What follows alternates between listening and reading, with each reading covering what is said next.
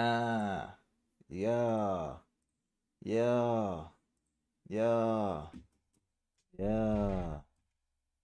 Hello, everybody. Come on in, join the stream. Come on in, join the stream. Big dog. Oh, I wanna be better, bum bum better. Oh, I don't know what that means, low key. I don't even feel comfortable saying that. And every time I sing it, I feel convicted. Like, I'm singing. I don't know. You know what that means? I don't even know what that means. No one knows what it means, but it's provocative. No, it's not. It's gross. Gets the people going. Yeah. All right. Hello, everybody. Welcome, welcome, welcome. Xavier, what's up? How you doing? I see you're on different time today, because yesterday you came through talking spicy, my boy. Yesterday you came in here talking spicy. I'm glad you're having a better day today. For sure, for sure. Welcome everybody. Goth Girl Swipe, what it is, my boy? Javon, what's up, my boy? Your Yerky. Yeah. How y'all doing today?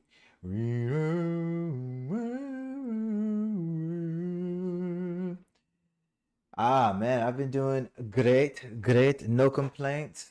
No complaints for me on my end. How you doing? How you been? Hope you've been doing great as well. Cortelli, get on Fortnite. It's reactions time, man. Listen, every Saturday for the first 2 hours of the stream, we do a reaction video. We do the videos and reactions, man. Every Saturday. And then what, last Saturday, I actually didn't do any reactions. I actually did it on Sunday. That's what we did. You been alright? What's up, Shrey's? What's good with you, man? So, for the first 2 hours, we do reaction videos that's been sent. We gonna have a good fucking time. We gonna have a good time. We gonna have a good time. We gonna have a good time. Hell yeah. Clap it up for y'all. Everybody talking about hop on Fortnite, hop on Fortnite. We watching reaction videos every Saturday. That's what we do first. That's how we start things off, okay? Reaction videos. And then we're gonna hop into games later. Okay. Xavier, you said that was your friend? Oh, okay. Hey. Hey, tell your friend he don't know me like that. Watch his mouth. Talking spicy. All right. So we're gonna hop into this right here. This is the most recent video that we had for reactions. Last week we did the music reaction from Drake's Iceman. And to be honest, I don't know if I want to do all three. Uh that's just how I'm feeling. I was okay with doing the first one. I don't know about the other two, but depends. If y'all really want me to do reactions to the other two Drake tapes, then we can. But we got this video right here, the best rapper for every skill. This one was sent in by Dom, and then after that we got the hantavirus video, classic star. I think I watched that. Yeah, I saw that. The Dallas Cowboys release schedule. Can Julius Randle beat Helen Keller in one-on-one basketball? I thought that was hilarious, the title. Do they know they're alive? Do animals know they exist? That's interesting. And then we got when YouTubers get their identity leaked. Yes, yes, yeah. We got that one as well that we should watch. Okay, let's see how many of these we can actually get through. But it's gonna be a stacked weekend. because Monday is a holiday. We don't have to go to work Monday. Tuesday morning, I'm going to be flying to Vegas. I wish I had like the IRL gear, but I don't, and that's okay. But I mean, there still might be some content that I'll try to get in and out for y'all for sure. But if y'all ready, I'm ready.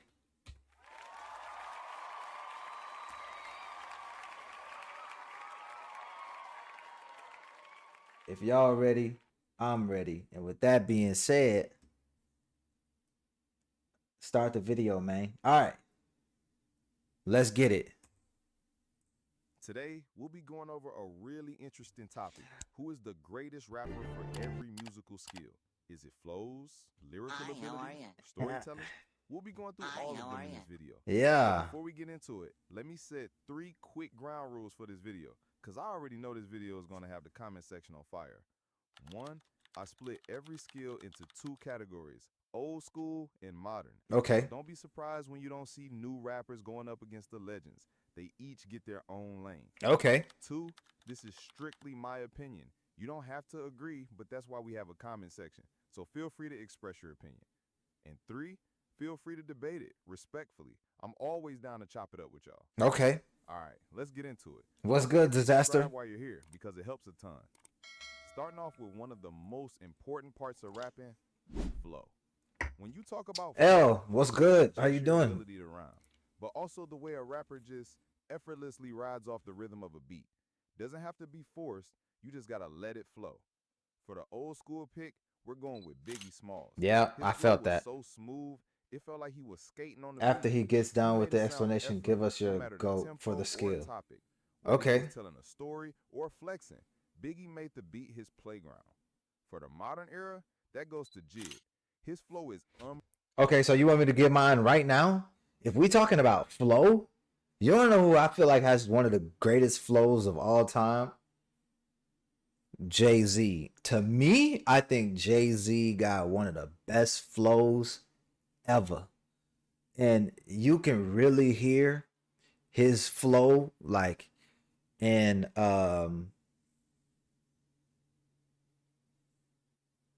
what's it called?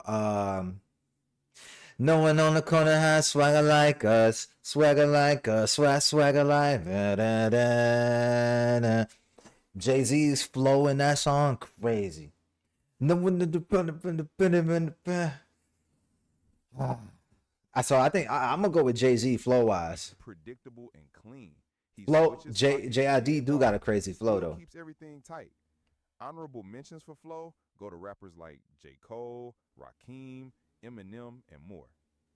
Now, let's talk delivery. Okay. It's not always about the lyrics or what you say. Delivery? It's about how you say it. Delivery matters a lot because you can have the best lyrics, but when not delivered well, the song just feels like it's missing. Flat. It'd be flat. The rapper that I feel stands out in this for the old school is DMX. When DMX rapped, you felt it in your chest. Yeah. His voice was pure energy. He barked, growled, Yeah. whispered, screamed, and somehow it all worked. Every line felt urgent, like it had to be said right then and there. For modern, I'm giving it the Pusha T, yeah. Calm menace in his delivery is something else. He never raises his voice, but every line cuts deep. It No do. fumbles or splutters. He raps like his bars could pierce through concrete. And for that, he stands out especially in an era where all deliveries sound almost the same. Some other MCs whose deliveries stand out Kendrick, Ice Cube, Westside Gun, Rick Ross, and more. Westside Gun. That's not bad. Delivery. Who I say got one of the best deliveries?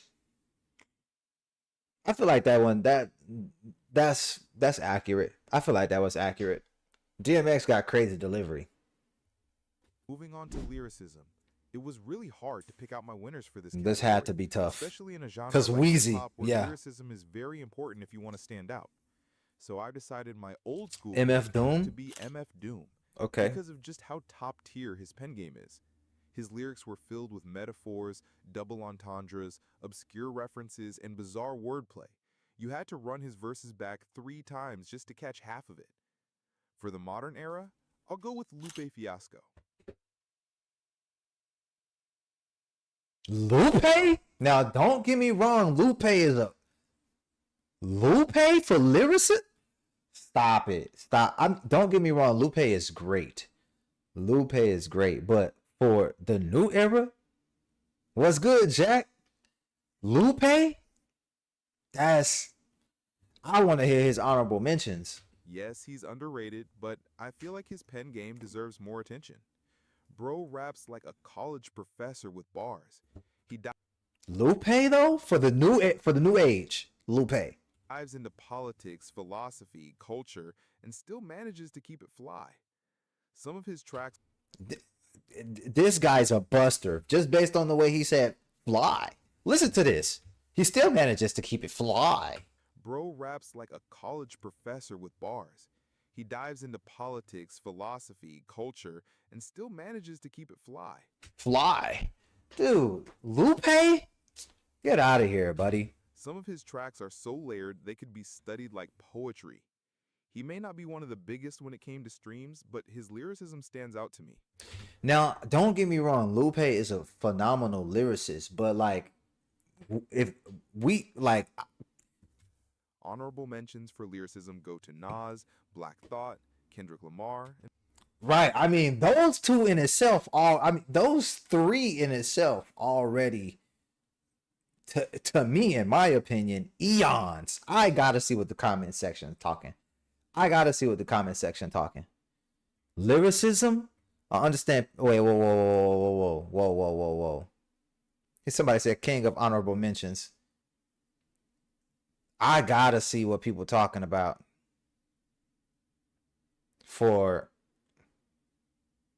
That's when I was sure it was AI. 4 minutes and 31 seconds. Oh.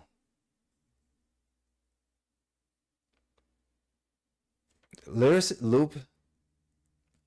Wow. Okay. I would have thought that I've got like that people would be a little bit more.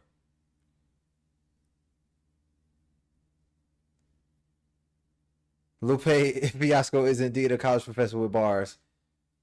He definitely is. I think what's going on here? 2 minutes and 2 seconds.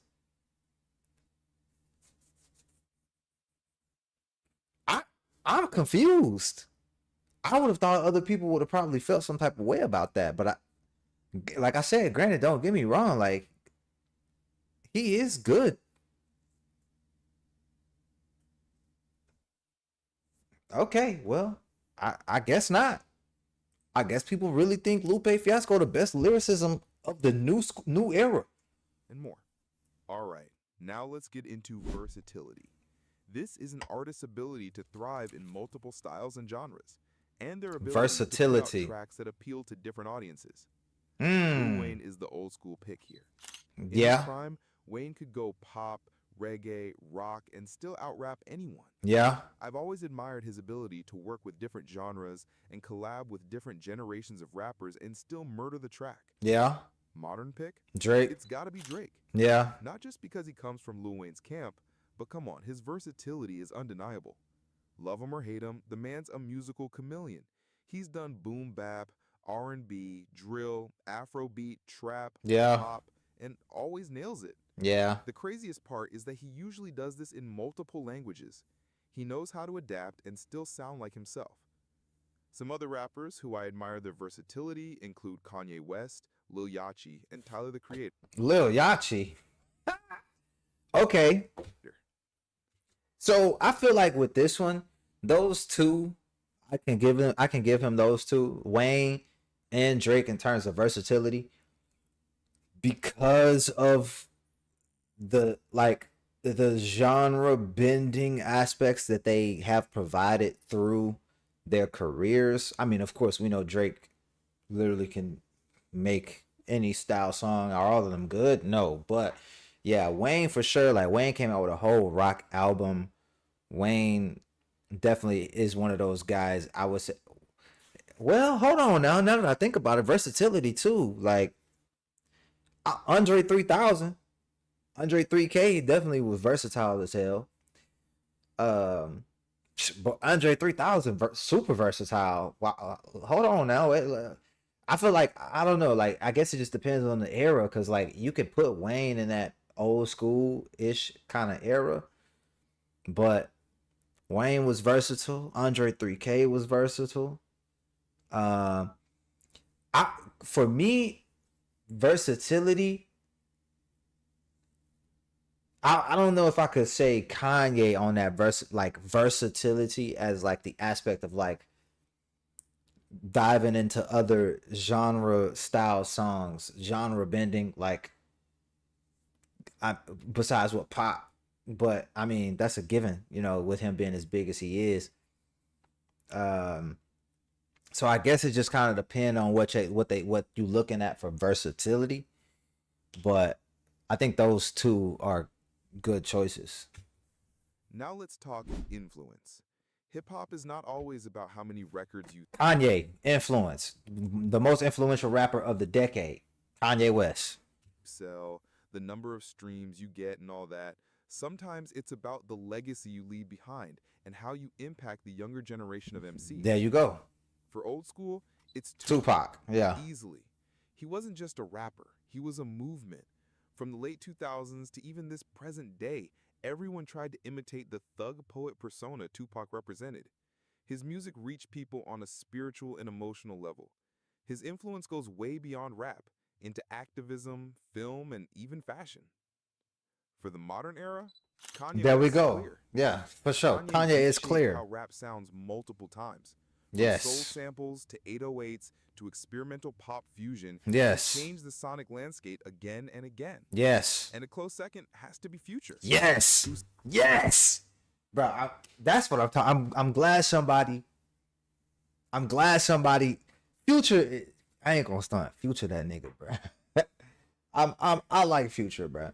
Future definitely got some mini me's out there, bro. Like a lot of them. A lot of them. Sound basically raised a generation of trap artists. But as for Kanye, he boasts of being the influence behind many of the biggest names in the game today. Yeah, for He sure. claims he inspired many big names like Travis Scott, For sure. Drake, For sure. Kid Cudi, For sure. and I feel like he was right. For because sure. his influence is just unmatched. Honorable mentions for influence include Future, Lil Wayne, Keith Chafe, and Nas. Lil Wayne, yeah. Lil Wayne, yeah, for sure. Big, yes, Lil Wayne, for sure. But influence over the entire rap game, yay. It's unmatched, bro. These rappers helped shape the sound and style of the new generation of rappers. Moving down to storytelling. Okay. This is Storytelling for me, I'm gonna give it to Eminem, bro. Old school Eminem. Storytelling was crazy, my boy. Old school Eminem. the ability of a rapper to paint a picture with his rhymes, making you feel like you were actually there while making you vibe to it at the same time. Many old school rappers stand out in this category. The likes of Eminem, Yep. Biggie Smalls, Yep. Nas, Yep. and so much more. Storytelling, There's storytelling one too. rapper who has mastered the art of storytelling. Andre 3000. Andre 3000. Yes, that's another one. Ooh. For those who know The Wandering Soul. Yeah. Yeah. Did you finally take a listen to that whole album? Oh wait, no, it was Monkey who said he hadn't taken a listen to that whole tape. Yeah, The Wandering Soul, nice, nice. Um, yeah, Andre 3000 definitely was a fantastic storyteller. I would say it's a tie between him and old school Eminem. Yo, I'm back. I have a YouTube. Welcome back. You do have a YouTube. And that is none other than Slick Rick. Whoa. Ow. I was not expecting Slick Rick. I think I might be not familiar with your game, sir. The art of storytelling wasn't just an album, it was his whole identity. Oh, yeah. Yeah, nah, yeah, facts. Slick Rick. Yeah. What he represented as an artist. He had vivid characters, wild plots, humor, and heart. He told stories like some kind of hip hop Shakespeare. For the modern era, you Kendrick? gotta give it to Kendrick Lamar. No question. Kendrick weaves stories into his songs with such detail and emotion. Which, yeah, facts. Like, yeah, facts. I mean, I agree. Like, Kendrick for the new school, you know, honorable mention for new school storytellers that you can throw in there that you know for sure you can throw in there is a J. Cole. Um, some people might even put J. Cole over Kendrick for storytelling. Um, I haven't really necessarily heard anybody else that's just like a crazy storyteller in the new generation. You know what I mean? But K Dot for sure. Old school, Slick Rick. I gotta go back and listen. I gotta go back and listen because Slick Rick. That was a pool I wasn't prepared for. That was a pool I was not prepared for. I definitely thought he was gonna give Eminem for storytelling, but It feels like you're watching a movie. and then Andre Whether 3000. it's about his upbringing, society, or someone else's life, he pulls you in every time. Mm, He's done this on several tracks such as Duckworth, yeah, Sing About Me, Yeah. and many more. yeah. Some other MCs that stand out in this category include Nas, Eminem, Yeah. Biggie, J. Cole, and Immortal Technique. Up next, Okay. album sales and streams. I mean, we already know who gonna win this category. This category is kind of complicated because before streaming was invented, rappers relied solely on album sales for mainstream success. Right. While in this modern era, I'll be using the streaming numbers and monthly listeners to decide. Right. The old school pick for me is Tupac. He went diamond with All Eyes on Me and sold crazy numbers even while dealing with legal drama and social controversy. I listen. Here's a hot take from me. Right. Hot take. I believe that Tupac was disguising himself as a gangster rapper as a part of the character role that he was getting paid to play, because Tupac went to Juilliard, if I'm not mistaken. I'm pretty sure Tupac went to Juilliard. He was an actor. He was in dance, if I'm not mistaken. So I think that during this time, hip hop was like on a course where it was not. Nah, I mean, yeah, it was at this course where it's like, okay, like, let's get it more popular. We need somebody in the hip hop world, like faces. We need faces of hip hop. And I think they hired Tupac to be one of those faces in the hip hop community, to be like what the image that they wanted hip hop to be like. Think about everything when it comes to what Tupac quote unquote represented. First off, fuck your bitch in the clique you claim, right? Thug persona, gangster persona, West Side. You know what I'm saying? Do not come after me from throwing. I don't know. There's no affiliation. I got no affiliation with that. But I'm just saying, y'all know what I'm saying. I had to put a disclaimer there because I don't know nothing about that. I don't know nothing about that. Anyway, I think that they manufactured Tupac. That's just my hot take. His music moved serious units and still does. For the modern era, Drake, of you course. gotta give it to Drake. The man breaks his own streaming records on a yearly basis. First week sales, chart placements, digital numbers. It's not even close right now. Love him or hate him, his numbers just don't lie. Other rappers that have had their own shares of mainstream success Kanye, are Eminem. 50 Cent. Eminem is the highest selling hip hop artist of all time, though, if I'm not mistaken. Jay-Z, Lil Wayne, and Travis Scott. Let's move down to discography. Okay. This was hands down the most difficult category for me to exactly decide because a lot of rappers have put out some great projects out there. Oh, new school is gotta be. Damn, I was gonna say with so much conviction, new school gotta be Kendrick. I am a fan of Mr. Morale and the Big Steppers. A lot of people didn't like Mr. Morale and the Big Steppers, but I liked that album. Okay. Heavy is the head that chose to wear the crown. To whom is given much is required now. That gives me goosebumps listening to that song. But if we were to really look at his discography, right? Official album releases. Good Kid, Mad City, amazing. To Pimp a Butterfly, amazing. Damn, amazing. Mr. Morale and the Big Steppers, good. GNX, good. But that's 5, right? That's 5. 1, 2. If you want to count Untitled, Unmastered, all right, you can count that. But at the same time, like, his discography is really good.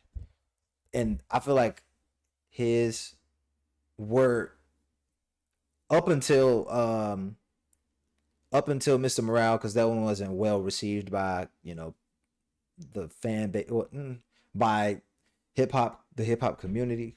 I guess it was kind of iffy. But that one, I would say up until that point, he was putting out great quality work. With great and flawless album runs, while some haven't been able to keep up with their standards in recent times. Take Kanye. Why you show Kanye for this? For example. He has one of the most reputable discographies out there, but his recent projects fall short of his usual standards. His recent albums were so bad that fans started to question if it was the same Kanye that put out Okay, first of all, so bad? No, sir. I don't think those albums were bad. What do you mean so bad? Recent projects fall short of his usual standards. Now, I will say, like, some of Kanye's newer albums, the ones with him and Ty Dolla $ign, like, are we really counting those, though? Those are, like, like collaborative tapes. You feel what I'm saying? But I do feel like some of those, the mixing and mastering could have been better. Yeah, for sure. In that quality of standard, the mixing and mastering could have been better. Donda, though, sounded amazing. Donda was good. Donda felt good. Donda sounded good. Donda was nice. Donda 2, I think I listened to that when it dropped on actual DSPs, because for a while it wasn't on DSPs. Recent albums were so bad that fans started to question if it was the same Kanye that put out Graduation and The College Dropout. So in this category, I'll not only be taking into consideration the quality of the album runs, but also how long the rapper could retain that quality. And I know the comments are going to be heated by this category, so feel free to voice your opinions. Old school winner for me is Jay-Z. Yeah. From Reasonable Doubt. But that's kind of questionable, though, because Jay-Z had... To the Blueprint to 444, he's given us classic after classic. It depends on what you consider a classic, because that Kingdom Come joint by Jay-Z was not very well received. So what we talking here? While evolving and aging gracefully in rap, there's variety, depth, and consistent quality. He's been able to keep up to his standards from the 90s down to this modern era. For that, I gotta give it to Hov. Okay. For my modern pick, I would like to shout out names like Pusha T with his flawless discography. Kendrick. Nah, Pusha T discography, yo, chat. Pusha T discography is tough. That, when he said Pusha T and I start thinking about, Pusha T's discography, he ain't lying. Pusha T got a nice discography, bruh. He said flawless. He might be right. I don't think I can name a bad Pusha T album. I don't think I can name a bad Pusha T album now that I think about it. If we're talking about his solo runs and not with him and not his clips, he only got like what, three or four? I don't know. For giving us classic after classic while shifting his sound. But for this one, Common. I gotta go with Freddie Gibbs. Freddie Gibbs has Gibbs. dropped nothing but heat for over a decade.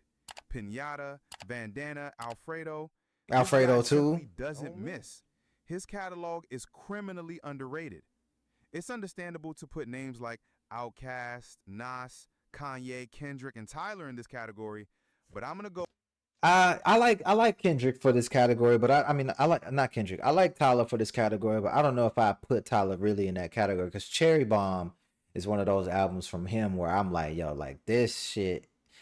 It's not trash, but sonically, I thought Cherry Bomb could have been so much better. But I do like Cherry Bomb because don't get me. There are a couple records on there that I think I bump more than I think I like. You know what I'm saying? I like them more than I think I do. But with those two. Now to freeze. He do got a pretty nice discography though. Freddie Gibbs. I ain't even gonna hold you. Freddie Gibbs got a nice discography too. For the new age, I feel like that's reasonable. That's a reasonable take. Styles. Some rappers are so good that they just hear a beat and they just start spitting from the top of their heads. Okay, who we Bars putting? that some other rappers can't even pen down. Okay, who we when putting given on time to this? Come up with something better. What's good, Xavier? Take Lil Wayne for example. He has claimed on several occasions that he doesn't even need to write. He just enters the booth and boom, the magic happens. But he's not even the one I'm picking. Who you picking? Old school, we gotta go with Big L. He was the blueprint for raw, witty freestyle energy. My modern pick might sound crazy, but Juice WRLD. I'm gonna go with Juice WRLD. Okay, yeah, you It's got claimed to. that about 70% of his insane catalog. I love Tyler the Creator too, bro. Tyler the Creator is tough. I like Tyler the Creator's music. I've liked Tyler the Creator's music since Bastard. And I've loved watching him evolve from Bastard to the album that got Yonkers on there. I can't think of what it's called. Goblin. From Bastard to Goblin to Camp. Bro, like I like Tyler the Creator. And seeing Tyler the Creator evolve musically to where he is now, I think it's amazing watching him evolve. So yeah, I love Tyler the Creator's music too, bro. Tyler the Creator is fire. Tyler the Creator is fire. Shout out Tyler, man. Tyler the Creator actually helped me get through a lot of tough high school times, bro. He really did. Wasn't written, that he just steps into the booth and lets the magic happen. If this is true, then I guess it justifies why I chose him. Honorable mentions go to Eminem, Lil Wayne, J. Cole, and more. Let's talk longevity. Many rappers do a lot of great things, but some just can't do it for a long time. Yeah. But the others can keep up with that quality for decades. Falling off doesn't seem to exist for these guys. The old school pick is Nas. No one has stayed as relevant, respected, and sharp for as long. Okay. Over Jay-Z? Over Jay-Z?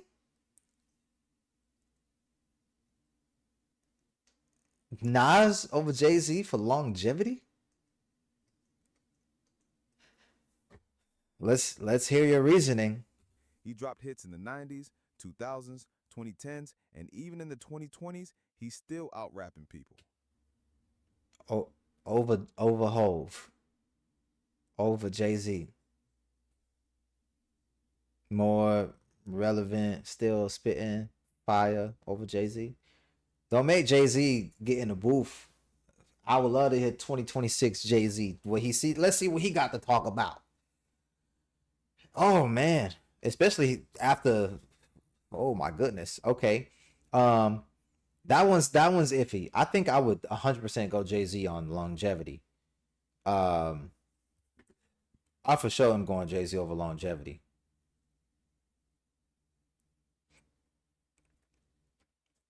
And then let's see who else you got on For here. the modern era, Lil Wayne. Wayne's been active since he was a kid and still finds ways to reinvent himself. Yeah. From his early mixtapes to Carter albums to recent features, he's still going strong. Yeah. And yes, I know that his latest project fell short of his standards, but come on, just appreciate his longevity for crying out loud. Honorable mentions go to Snoop Dogg, dang. Nas, Rick Ross, and more. Wait. How Nas get an honorable mention if you just name Nas? 90s, 2000s, 2010s, and even in the 2020s, he's still out rapping people. For the modern era, Little I think he meant to say Jay-Z for that longevity then, because I think that's what people was tweaking about in the comment section here. Big L. I forgot about Big L. He put Nas as an honorable mention for Nas. I guess Nas is just that tough. Nas is just that good. Yeah, Nas is nice. Wayne. Wayne's been acting since he was a kid and still finds ways to Did he say reinvent acting? Lil Wayne. Wayne's been acting since he was a kid and still finds ways to reinvent himself. From his early mixtapes to Is this AI?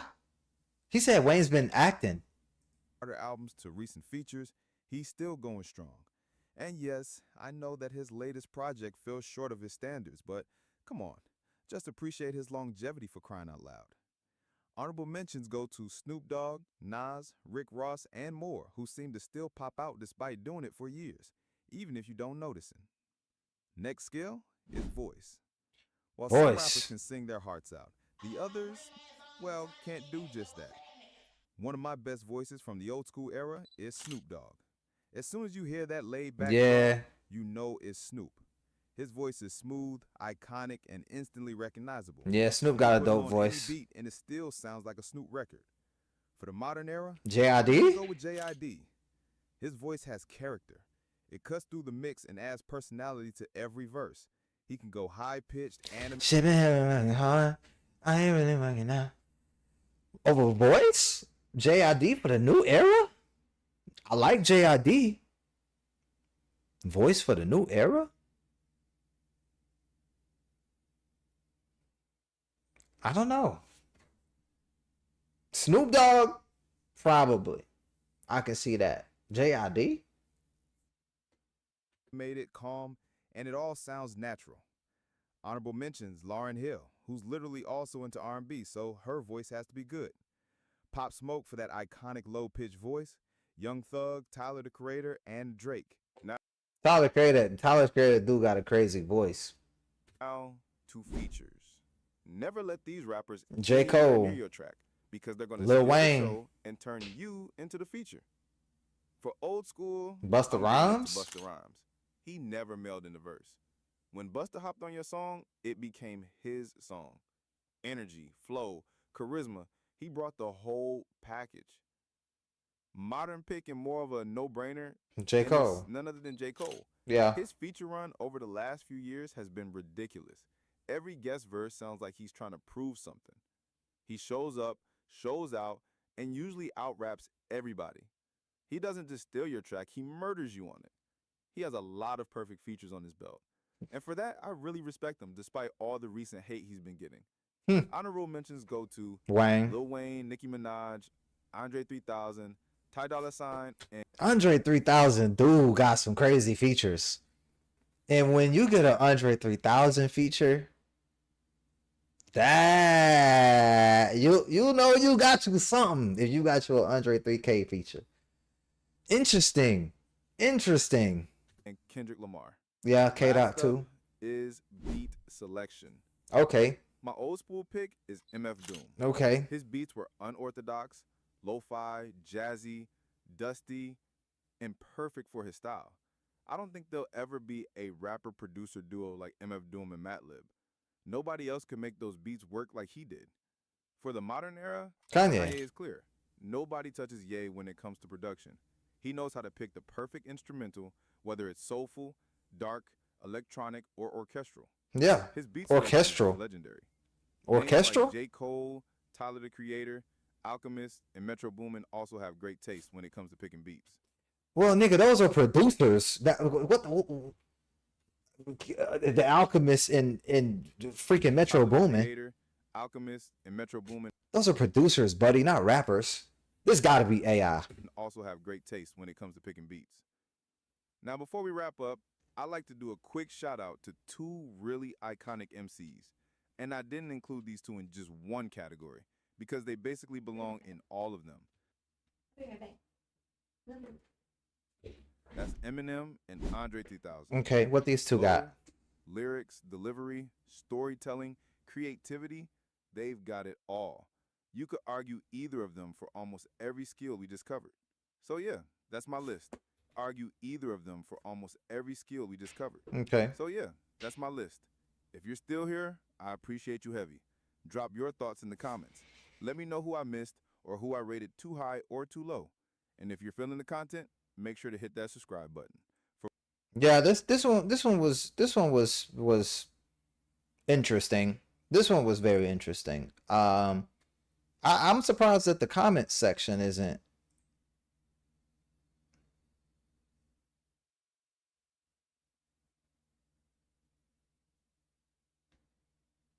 Oh, I see. What about Lil Baby on the features? Stop. Somebody said, "What? Forgot about Dre." Nice, man, but I'm cold. One big rapper. What? I don't see Wu-Tang. Oh, dang. Yeah, bro. Wu-Tang? How we forget about Wu-Tang? Oh, dang. Yeah, somebody said, "Where's Michael Jackson?" Come on now. Come on now. Come on now. I forgot about Wu-Tang. Boy, Wu-Tang need to be in some of these categories. For sure. Okay, but now we know that it's not AI.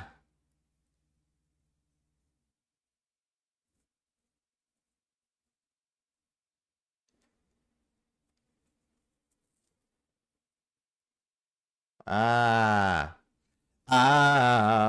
Not a bad list. I can disagree with some of these people in here, but for the most part, some of them are kind of on par to what I think. I actually got up and yelled a couple times. I watched the 15-minute Juice World freestyle earlier today, and whoa, okay, that's interesting. I didn't know Juice World had you like that. I didn't know Juice World had you in that strong stranglehold like that, there, buddy. Oh man, okay. Well, that's that video. We got this video right here, the hantavirus. We're gonna check this one out. But before we do, let me go potty, and then I'll be back. Y'all entertain yourselves in the meantime, okay? I will be back.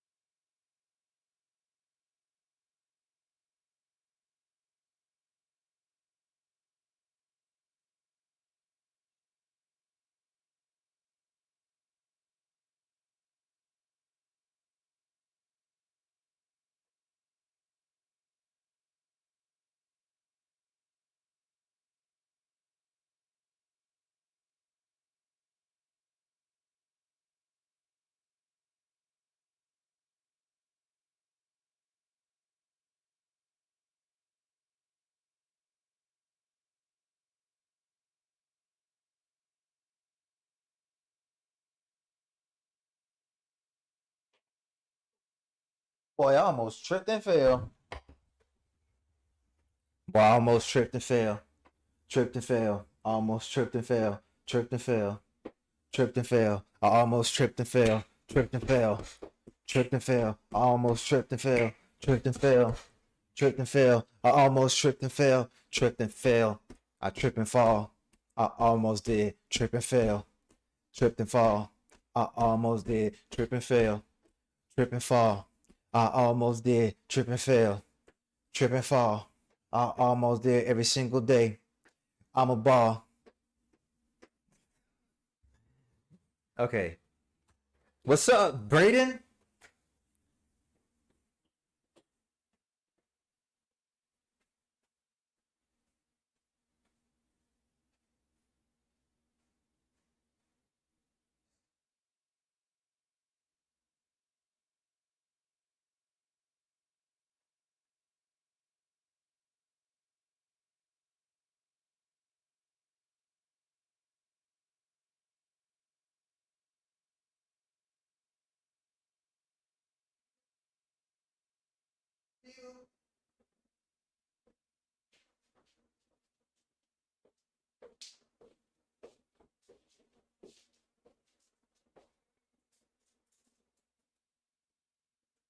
Boo. Give me 1 second, guys. I'll be right back in there. I'm in the room, but I'm setting something up right now. Yeah.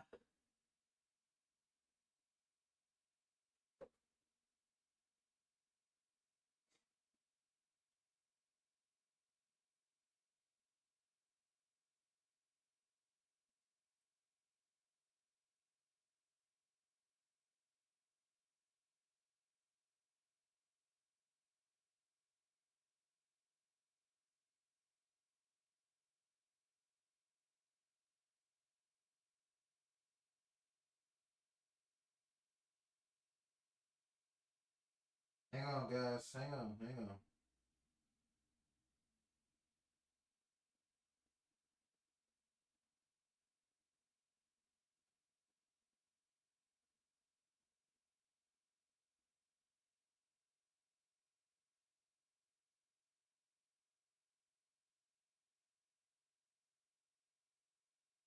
No!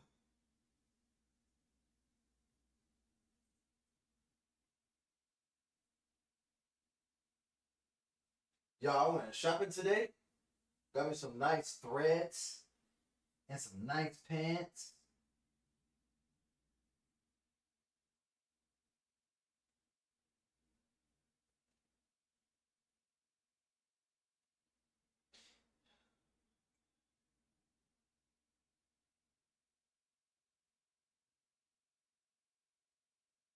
I want to watch the Knicks put BTA to the Cavaliers. Come on. I think the Knicks about to sweep them, Chad.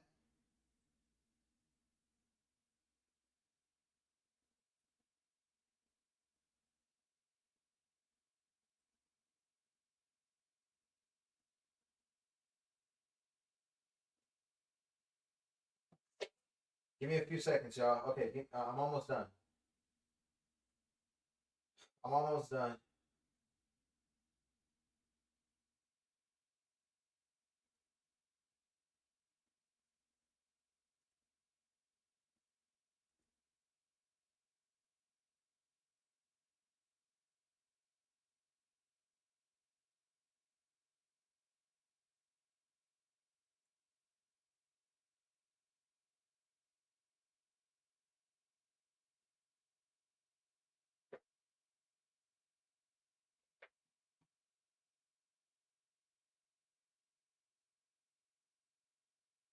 It's 24-19. Cleveland is losing.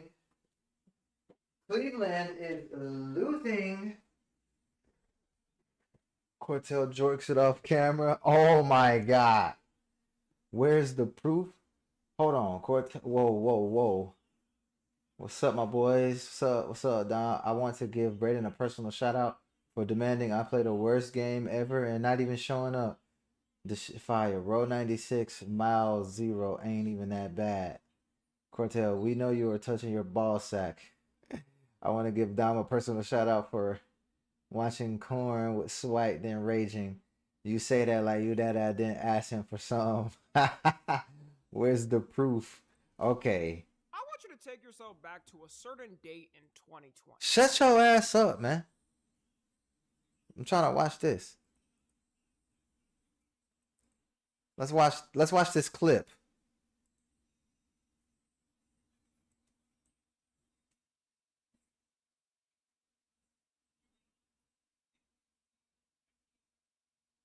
What's happening? Give me a few seconds, y'all. Okay, I'm almost done.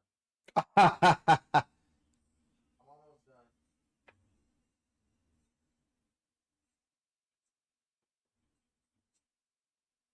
He said in your chat logs.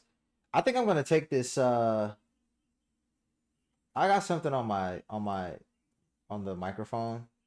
I got a filter on the mic. I think I'm gonna turn it off, low key. It's a noise suppressor. Does it sound better? I feel like it's gonna sound better with the noise suppressor off.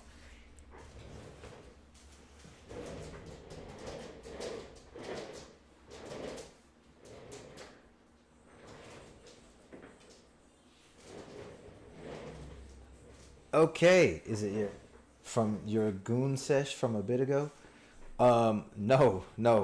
It's just a noise suppressor. It's a filter.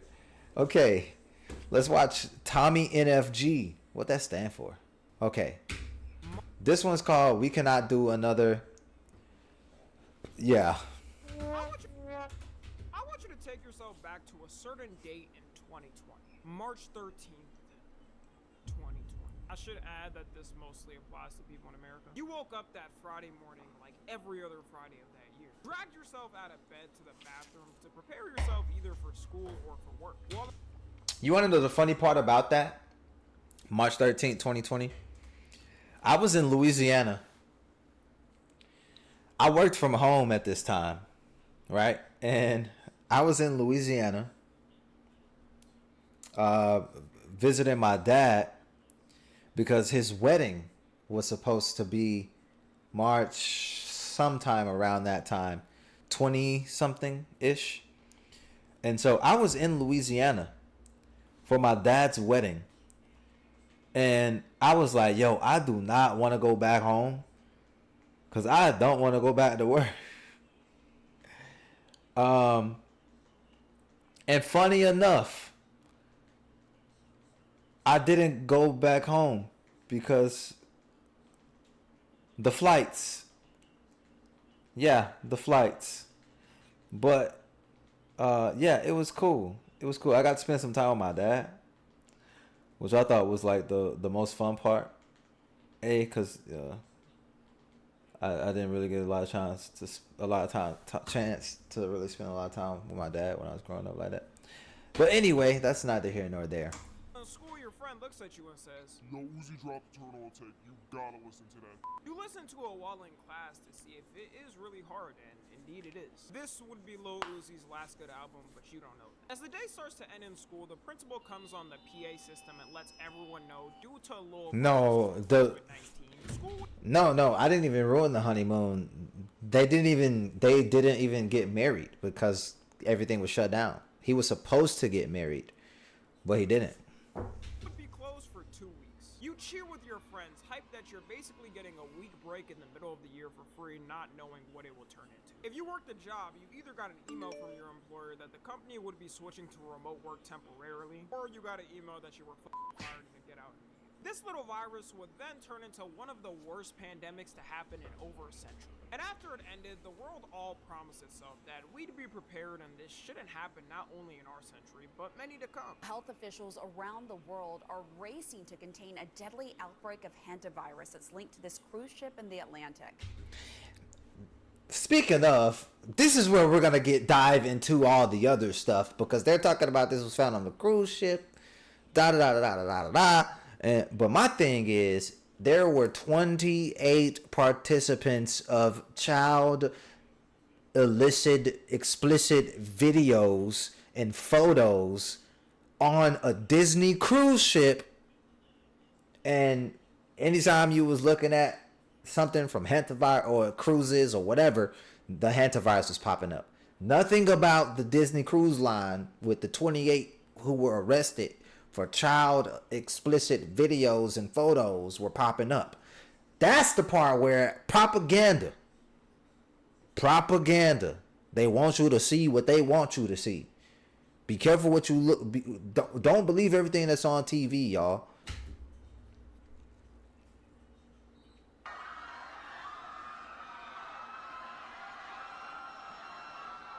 Yeah, so if you haven't heard of it by now, we're having another bit of a virus issue around the world. Even not including COVID, it seems like every couple of years, there's always a virus panic hitting the whole world. In the 2010s, you had the Ebola pandemic, which happened in Africa, but cases spread all over the world. The most racist swore if they interacted with an African person, they would get it and die next week. I gotta admit, though, that Ebola song did kind of go hard. You had the measles outbreak in 2019, where a record amount of people were getting it around the world. In America, New York got hit the most, and there were 1,200 cases across 31 states. Crazy how this didn't matter, because next year's virus would make that outbreak look like a little cakewalk. And now the newest panic we have is this virus called the hantavirus. Here's some info. Hantavirus has been a thing since the 1950s and was fully identified by a doctor in 1978. There's been cases everywhere under the sun since it got identified. It's spread by the worst creatures we know, of course, rodents. And you get it by...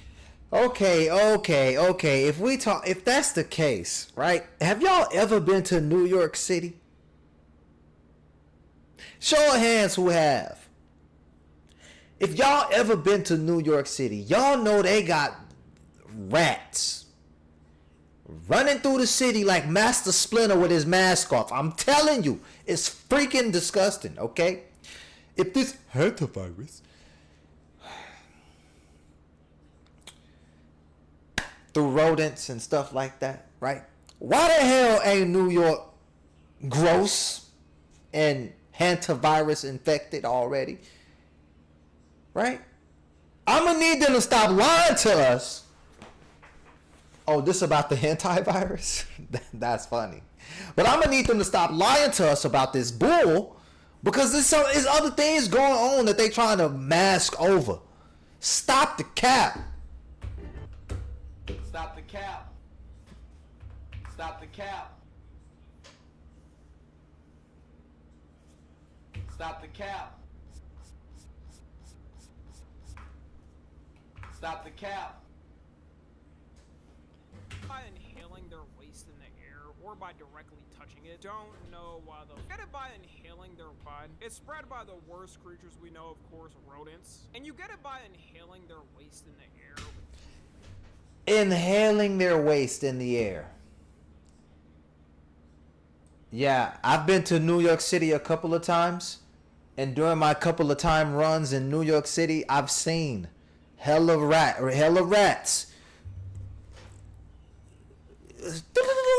hitting the Mr. Krabs legs on the sidewalk, on the literal sidewalk.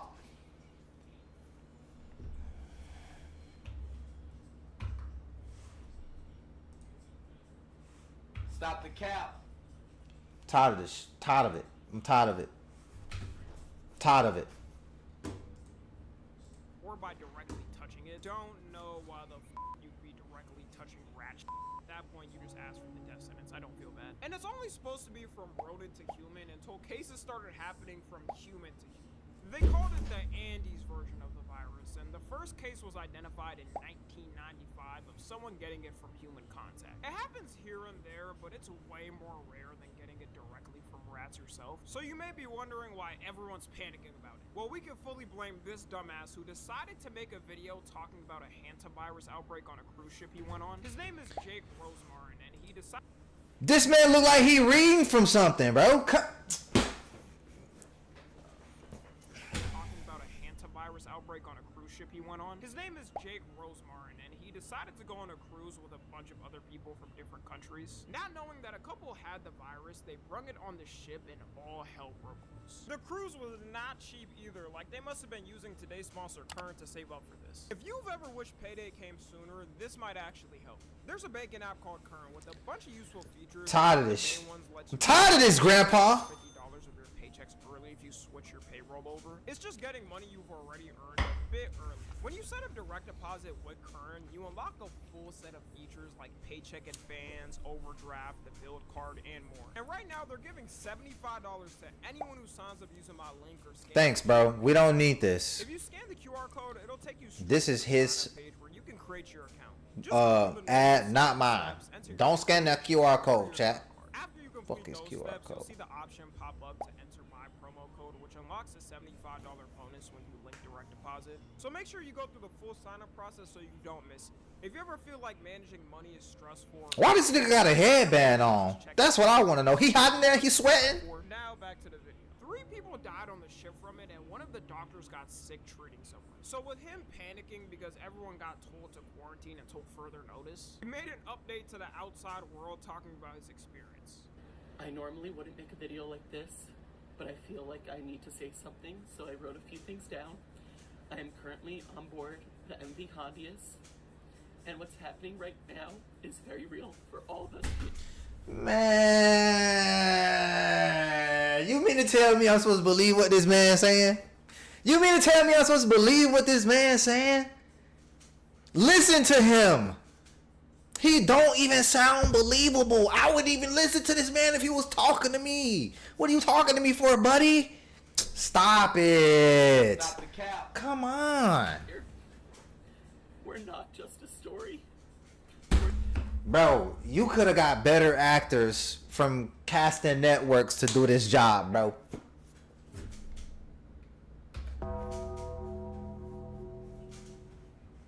Yo, lower the cortisol, dog. Let me go back in. Things down. I am currently on board the MV Hondias, and what's happening right now is very real. It's very real for all of us here. We're not just a story. We're not just headlines. We're people. People with families, with lives. Low-key, no one would have known about this that much if he didn't make the video, but now... Bruh, oh my god, I swear to God, bruh. I swear to God, bruh. Hey, I bet after he was done filming that, he was watching that shit like, yeah, this the one, post that shit. He probably looking at that joint like, oh yeah, we're gonna get paid, baby. We're gonna get paid. We're gonna get paid. Let's post. Oh, come on, bro. Get out of here, man. Ooh. We got candy. Yeah. We got some Mike and Ike's. Oh yeah, I'm about to bust these open and bust down on these. Bust the box open, then tell her bring it back. I'ma bust that box open, then I tell her bring it, bust that box open, then yeah, he definitely was looking at that video like, yeah, we're about to get paid, baby. That's all anyone's worried about. People aren't over a little world-stopping moment from 5 to 6 years ago and don't want it again. It doesn't even take just this. Everyone was panicking when they announced a new strain of COVID like monkeypox. In a way, the whole world has World War II soldier PTSD on anything happening. Instead of hearing a helicopter and having a heart attack thinking you're in the war field, we hear a new virus drop and have PTSD of Among Us and those TikToks of which room you would sleep in the hardest. And also the lines in the videos what's really pissing people off. Because he said we're not just a story, we're people with families, lives, and friends. Like that isn't everyone in the world. Are y'all the only ones with families and friends? No one even knew about the headlines. Huh? You and the guy before that make the same facial expression. Well, Story until you made this video, buddy. Stop People's chocolate first covered reaction to hear No. No, thank you. I don't like dark chocolate. not for me. during the story was saying a couple of things. One being do not dock the boat because we don't want it to spread even more. Other people said just dock it at one country and don't let them leave until it's solved. There's also people saying, f it, 150 people versus a potential 8 billion person pandemic. With a disease that's a 40% fatality rate, might I add, and can lay dormant in you without you knowing for weeks. In the wise words a man once said, he's rapping now. Nuke the whole generation. I would drop an atomic bomb on the whole generation. Y'all are about to be so mad at me, and I know I don't post Like this I usually post on my other page, but like truthfully, sink the Facts. Sink the ship. ship. Sink the ship, okay? Sink the ship. Sink it. I don't care. I've seen enough. Sink the fucking ship. I better sink. But my thing is, right? What happened to all of this? What happened to all of this? What did it just magically disappear? When was the last time you saw some news about this virus? Poof, gone out of nowhere. They should be doing shit, bro. I swear. Eat that shit like it's a game of Battleship. F2 hit. I'm not even trying to be insensitive, but we cannot That was lame. do this right now. We cannot do this right now. It seems like the general public is taking this well. The PTSD people have over COVID is beyond what people can think. If you said this pre-2020, people would have thought you were crazy or a bad person. But now there's a lot of people saying they genuinely don't care, whatever it takes to stop a potential pandemic. And even though scientists and health organizations are saying it's a low chance to turn into another COVID, didn't y'all say that last time? If there was some horrible scenario where it did somehow turn into a pandemic, this would be way worse. A 40% fatality rate is diabolical. You got a 4 in 10 chance of dying. With COVID, unless if you were really old or really young, you didn't have to worry about it too much to tank it. This would be a damn near mass extinction event in every country, and there's still no cure. There's also other reasons I wouldn't want it to be a pandemic, at least in the US. There will be zero safety precautions set here. People could barely handle the last lockdown, and we're going insane every day. And obviously, while I ain't even gonna hold you. I was not. But I was living my best life. I was living my best life. That was a W time. Because I for sure was living my best life. My life was so good.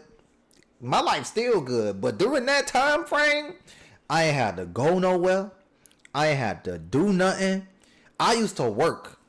I used to be at home and work. Listen, I had the job that I used to have when I worked from home, bruh. I used to train AI. Right? I used to train AI for this one company. That shit was so easy. One of the easiest jobs I've ever had. I could work so much overtime.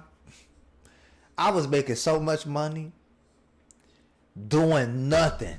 I'm telling, boy, making so much money doing nothing. And then on top of that, I used to stream every day. Shit, I'm at work streaming. That shit. What else? I used to be, boy, I got a whole folder for records that I made called Quarantine Records. Just a whole folder full of music. Because I ain't had shit else to do.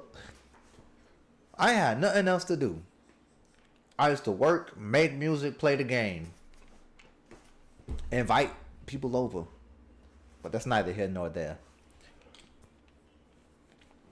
every day. And obviously, while it sucked for everyone, it was for a reason. This time, people are just gonna keep going outside every day and passing it like no tomorrow. We can guarantee there wouldn't be a lockdown order even if it was needed. We barely got one last time. The president was forced to do it by his team because people were dropping every day. And also, bleach didn't work on the cure. Okay.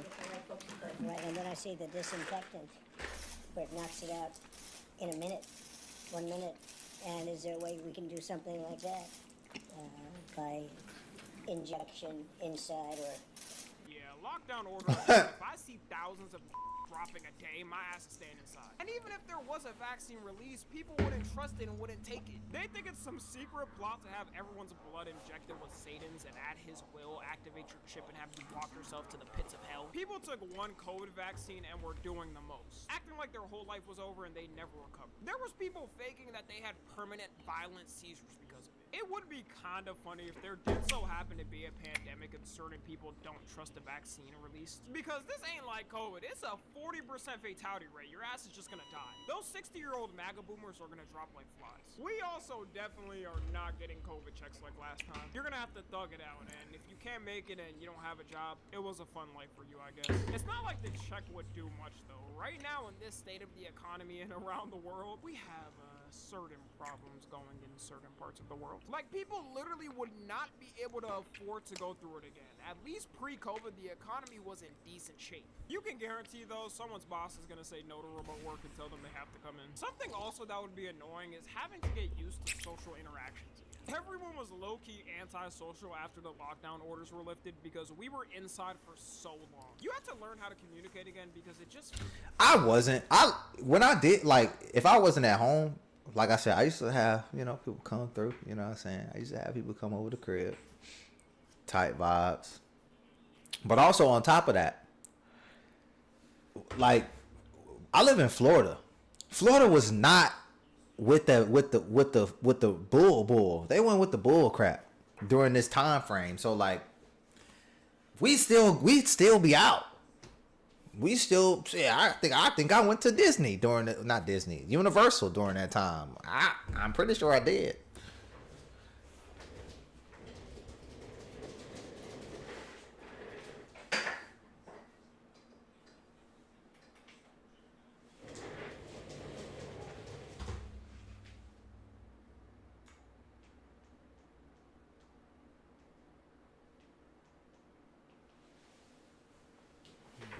Oh, also, rest in peace, Kyle Busch, man. I don't know if y'all know Kyle Busch died. I just found this out yesterday. Rest in peace, Kyle Busch, man.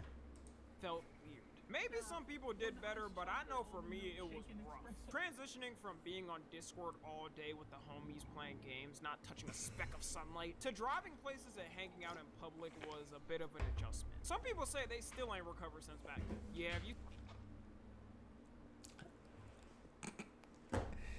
That's my twin. What's good, twin? Shit, I ain't seen you in a minute. Still think you're recovering from your Clip that. anti-socialness from COVID?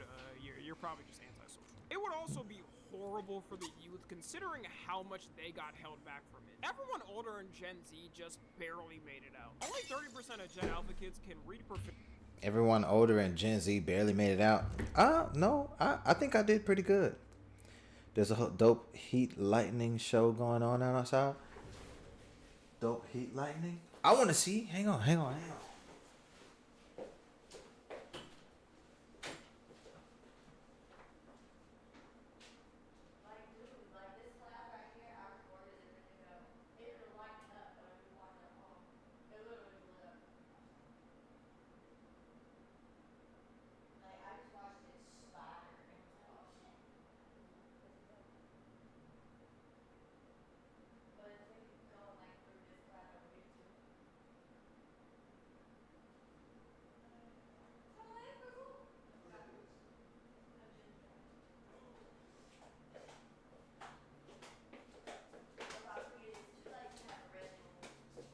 Yeah.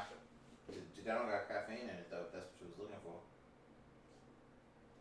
No, I just wanted the sweet taste. So I me está bien muffin then. Excuse me. Sorry. You too.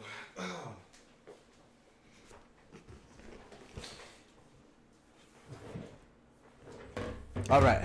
Efficiently current. Throwing them in another lockdown in their childhood is going to be a death sentence. They might end up being the most failed generation by society's problems. I got hit by COVID in my junior/senior year, but at least I can say growing up through my core development years, I was good. I couldn't imagine my first time trying to learn the ABCs was through a Zoom class. This time they're going to have AI too, so all the kids are going to cheat on their assignments. The methods people used to have to do in 2020 to cheat were absurd. We became scientists in our own ways. People would pre-record them doing work on Zoom when they were sleeping. This fat guy in my gym class in high school decided to pre-record himself working out and just played it on loop to pass his class. That fat guy totally wasn't me or anything.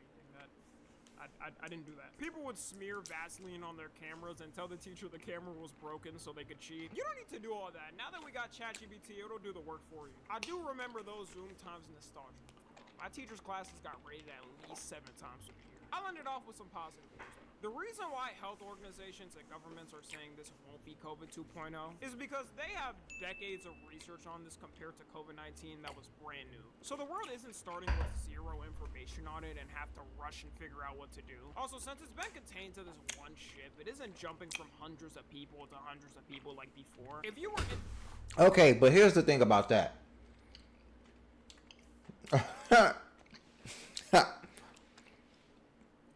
Here's the thing about that, though, because earlier he said it can lay dormant in you without you even knowing. So it's contained on that one ship, but like, what if there's one ship and somebody got it and it's dormant? And next thing you know, the boom, boom, bam, they got it. They back at their home. Next thing you know, boom, boom, bam, somebody else got it. Boom, boom, bam, somebody else got it. It's stupid. the vicinity of someone with COVID, as you know, your fate to get it was guaranteed. I'll never. That's false. Because I remember this one time, I had somebody actually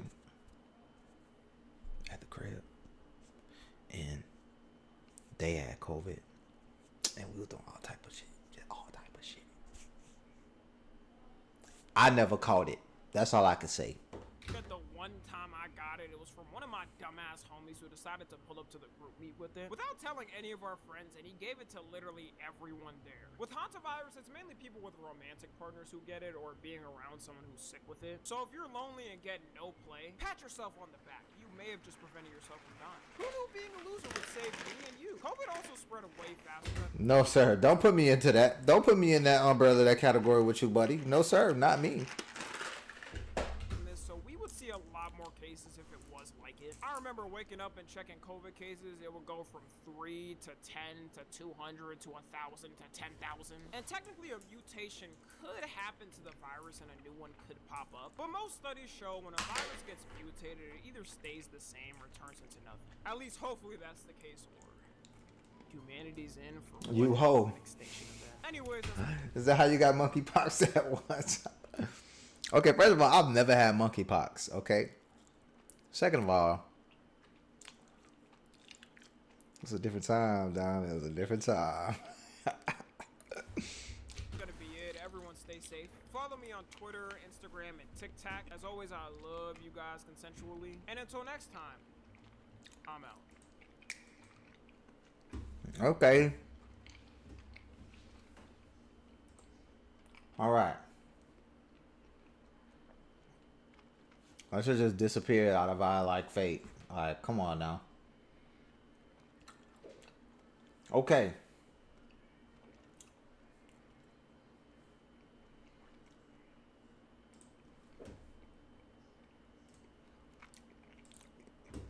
The Cowboys schedule release. As y'all know, I'm a big Cowboys fan. That was unintentional. That was not on purpose. Okay.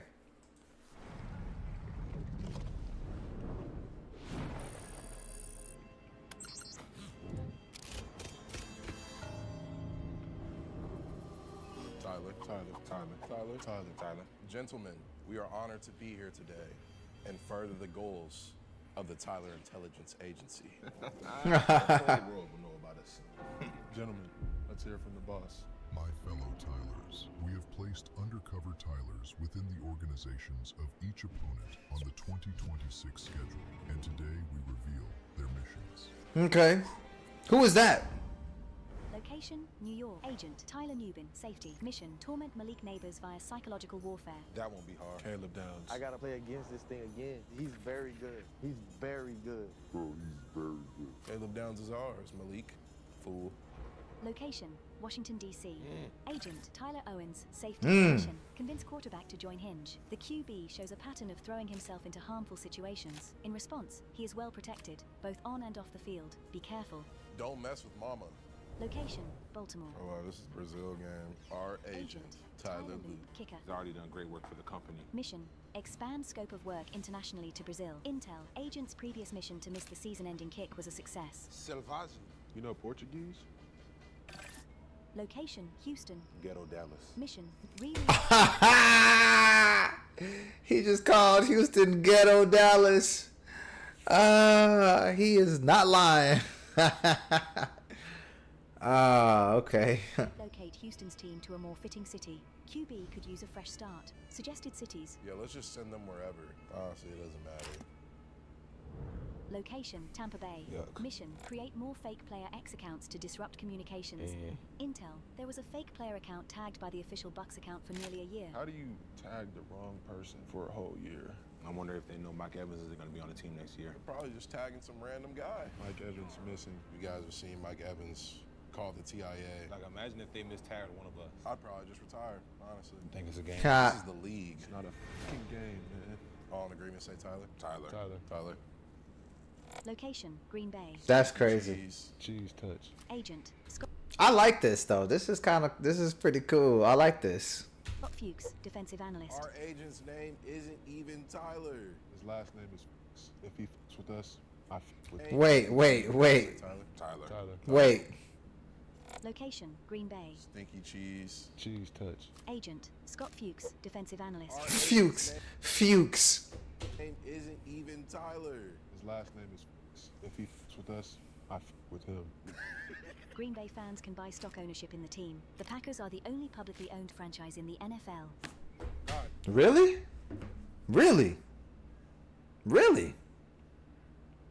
The Packers is the only publicly owned football team in NFL. No way. That's got to be cap. I do not believe that. I'm checking my Robin Hood literally right now. I have to confirm. Green Bay? No freaking way. Green Bay Packers.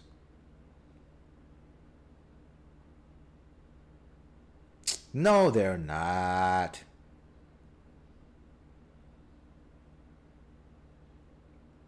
No, they're not. They're not. She played me. Hear me out. That's solid. First, we tank the stock market. Second, all the cheeseheads sell their shares. Then we buy all the stocks, and next we change the title town to Tyler Town.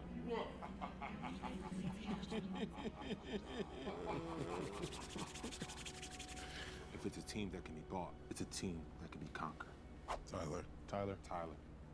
Location, Philadelphia. Their children are violent. Agent, Tyler Scudder, assistant linebackers coach. One of our lower tier agents. Rookie. Mission, rescue defensive mastermind. Christian Parker, from a fan base that doesn't deserve him. He's with us now. Intel, even amidst success, the city's loyalty can and will vanish overnight. Fools. Positivity bunny deflated. Location, Arizona. Agent, Tyler Algier, running back. Tyler Algier. Reinforcements for fellow agent in distress. Arizona drafted Jeremiah Love with the 3rd overall pick. We just got him out of Atlanta with Bijan. Thoughts and prayers to a fellow agent, y'all. Gosh. Sadness. Location, Indianapolis. Low-key, don't know where Indy Agent, Tyler Warren, tight end. Mission, had a great joke about the Colts schedule release, but don't want to get in trouble with redacted. Probably for the best. We would never play with the corporate overlord. Redacted.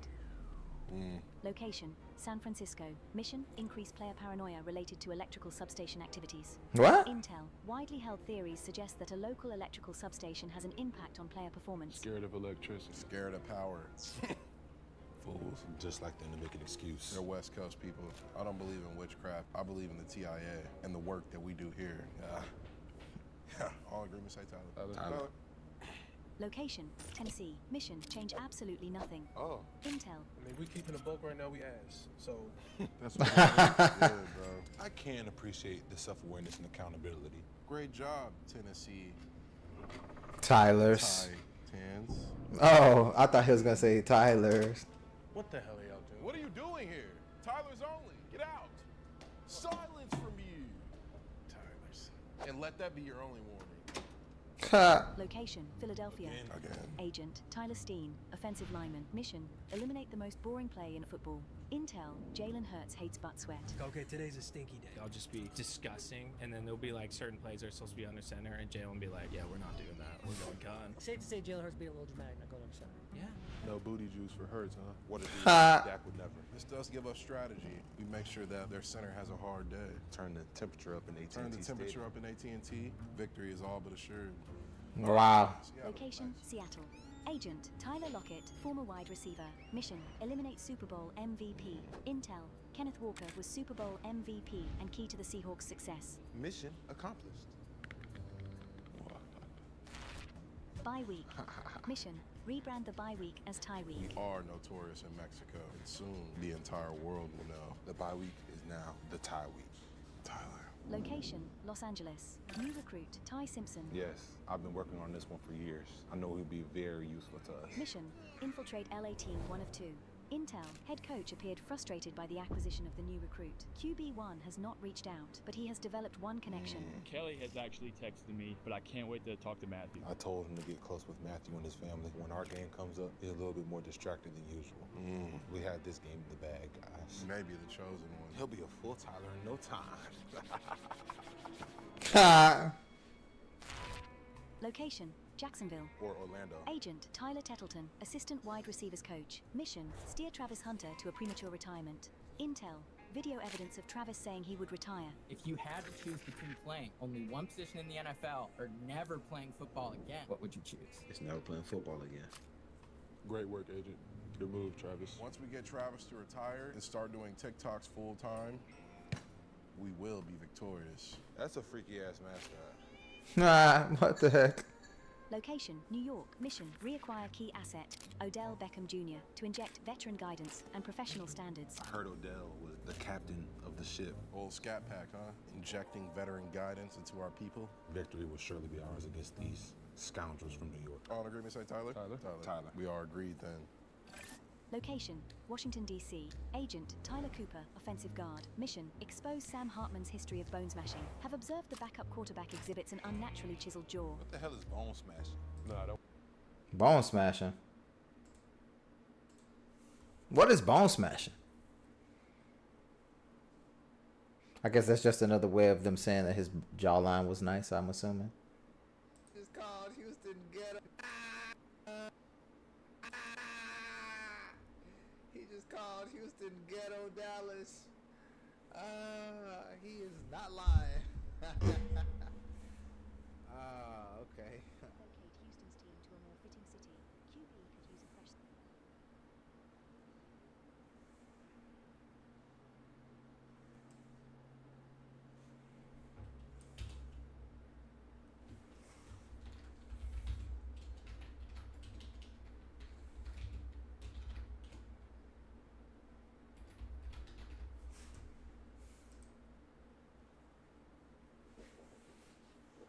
Don't worry about that, bro. I've seen better jawlines, so at least we're good though. Yeah, they're great, bro. The Tylers are good. No bone smashing necessary. Let's move on before I throw up. Fellow Tylers, I look forward to furthering our takeover. Good luck this season. TIA forever. 17 games, 17 missions, man. This season be a total Tyler takeover. Who was that guy? I don't know.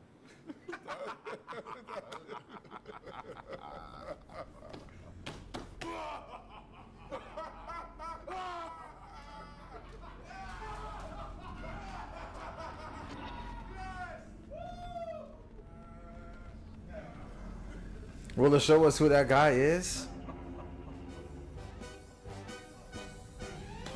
Tyler Jones. Tyler.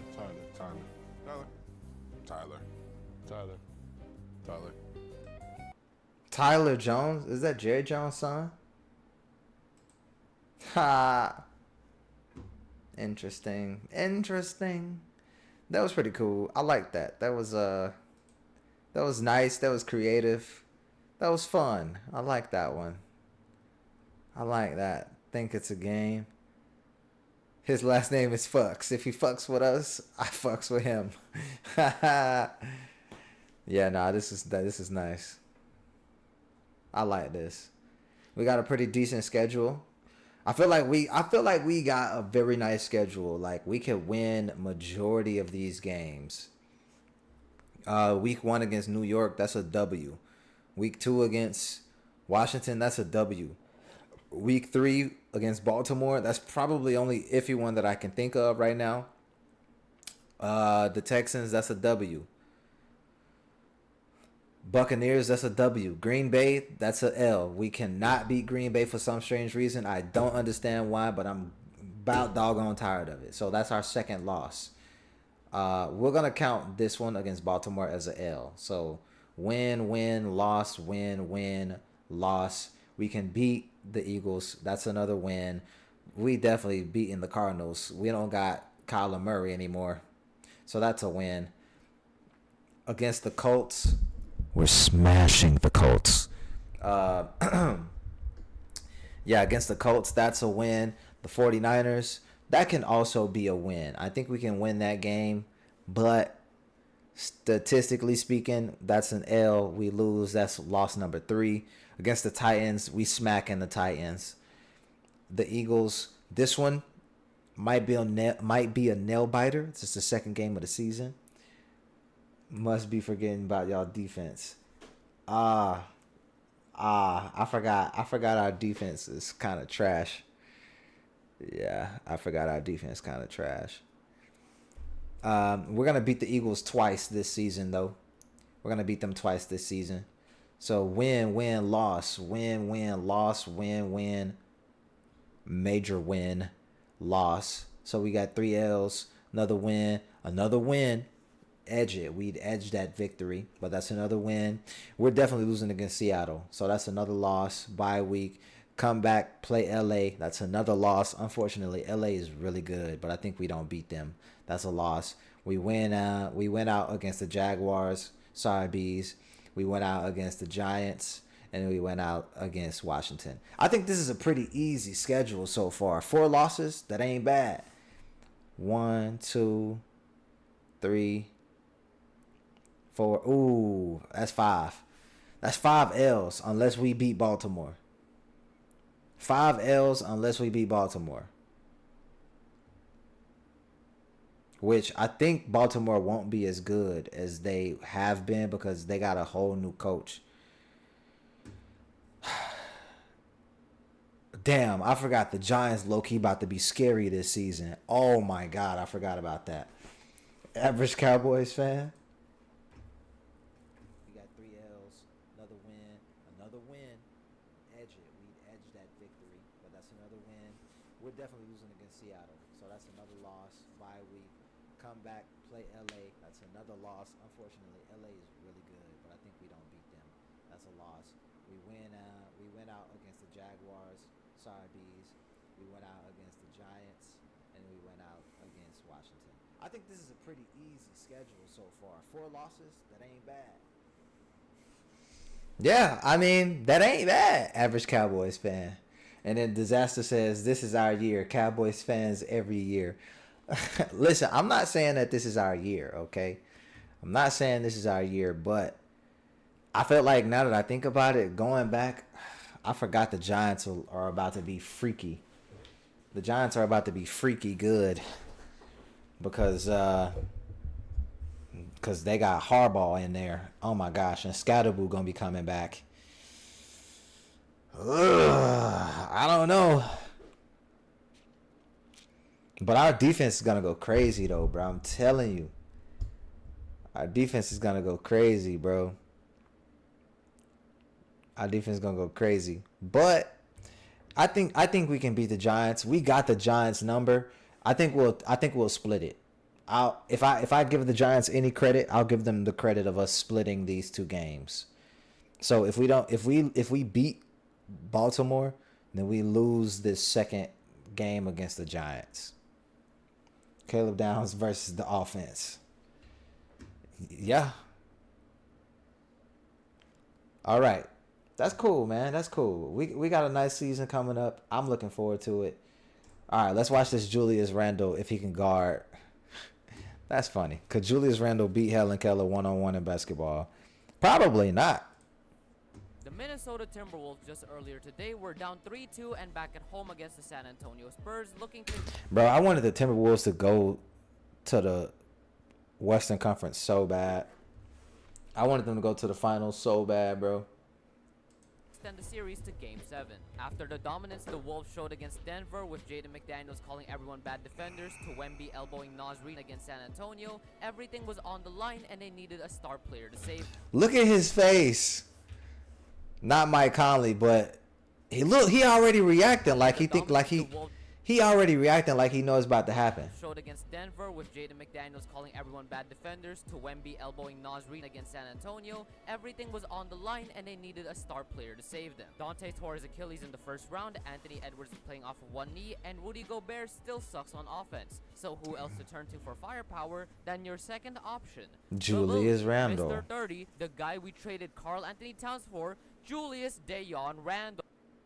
Oh my God. Could he beat Helen Keller? Julius Randle is a 6'9", 250-pound power forward. He is also the worst second option in the entire league. If sports fans say ball movement is key to winning basketball, Julius Randle would hear that and take 10 dribbles before turning the ball over instead of passing it over to the wide open Terrence Shannon Jr. in the corner. During the regular season, he miraculously averaged 21 points, 6.7 rebounds, and 5 assists on nearly 50% shooting. Julius Randle is great during the regular season. Julius Randle is great. I repeat, Julius Randle is great during the regular season. Oh my God, JXHY. What's up, man? How you doing? Julius Randle is great during the regular season. And then he show up and he's gone during the during the playoffs. I don't know why. I think Julius Randle has so much potential to be a very great basketball player. But Julius, like, you really got to show up when it matters, and that's in the playoffs, man. But the moment the playoffs started, Randle averaged 17, Look at 7 that. and 3 on 40%. I mean, 7 rebounds. That ain't bad. I mean, these numbers aren't really terrible, but still. Shooting and 20% behind the three-point line. Sheesh. All the while, he plays the worst defense of any power forward in the entire NBA. Teams say they're never afraid of Julius Randle blocking their shot in the paint because the moment they're up and ready to dunk, Randle has already moved out of the way to give them an open lane. And what's even more baffling is that his offense is somehow worse. It actually pisses me off because every time I want to watch Ant and Jaden play basketball, I'm instead watching government-mandated Julius Randle post touches and 500 dribbles before jumping straight into the enemy center to get his shot swatted into general. Oh my God. On the other hand, Helen Keller was a disabled political activist who also motioned for accessibility for the disabled as well as playing a part in women's rights. At 19 months old, she lost her sense of sight. So there's this thing going on about Helen Keller, right? I don't believe any of it is true as well. Ain't no way, bro. That's all I'm gonna say. And hearing through illness, which is believed to be through scarlet fever or bacterial meningitis. However, she was also the first blind deaf person to graduate with a degree. So you might be wondering why I'm comparing a disabled woman who was only alive for George Mikan and Elgin Baylor to a professional NBA player like Julius Randle. To which I respond, 1, professional is a very big overstatement for Julius Randle, and 2, because I want to emphasize how if we put the two of them on a basketball court with first to 21 points wins, the game would end with Helen Keller scoring all 21. Because what she has that Julius Randle doesn't have is a functioning brain that can actually think. You see... Yo, he cooking Julius right now. He said what she got that he don't is a functioning brain. The moment Julius Randle steps onto a basketball court, the only thing in his vision are the interactive training videos on YouTube telling him to dribble for half the shot clock. And whenever that isn't happening, he would instead post up against a smaller defender and still somehow manage to throw the ball off the rim. On the other hand, if he's playing defense, he'll instead be standing still thinking about how he's going to take another contested mid-range fader with 25 seconds on the shot clock on the next possession. Julius Randle is the type of player to see Helen Keller on the right-hand corner looking confused, distraught, Like the Cowboys? lost and bamboozled, then take 30 hesitation dribbles on the perimeter just to finally drive into an open lane and take a step-back 3 that hits nothing but backboard. Julius Randle is the type of person to go to sleep mid-defensive possession and allow Helen Keller to somehow hit a wide-open layup.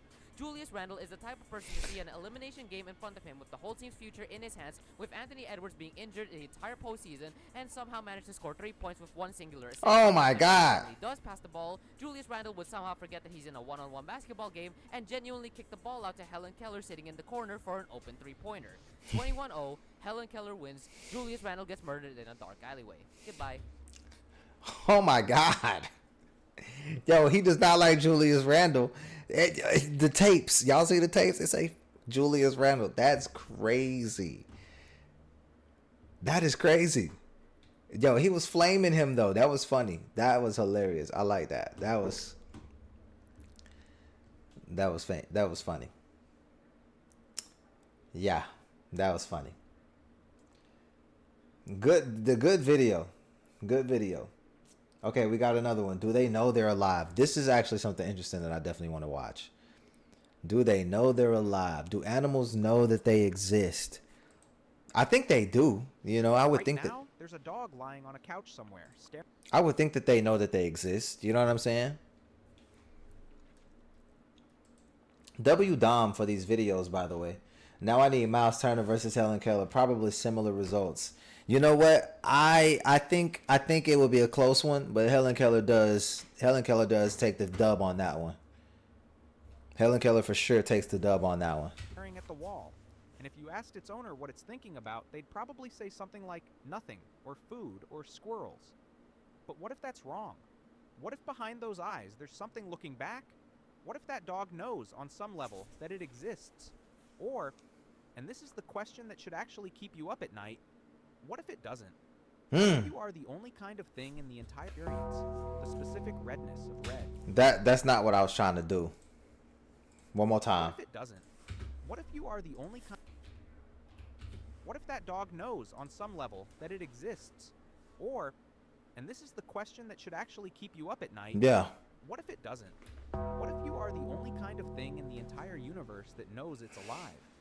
In 1970, a psychologist named Gordon Gallup Jr. came up with what is still considered the gold standard test for self-awareness in animals. Okay. It's called the mirror test. Right. While it's unconscious, you put a small mark somewhere on its body. A dot of paint on its forehead, a sticker on its ear. Somewhere it can only see in a mirror, not by looking down. Then you put it in front of a mirror and watch what happens. Most animals see their reflection and think it's another animal. They posture, they bark, they try to scare it off. Eventually they get bored and walk away, never once understanding that the thing they were threatening was themselves. But a handful of animals do something different. They see the mark, they look at the mirror, they look back at themselves, and they reach up and touch the mark on their own body. They understand that the reflection is them.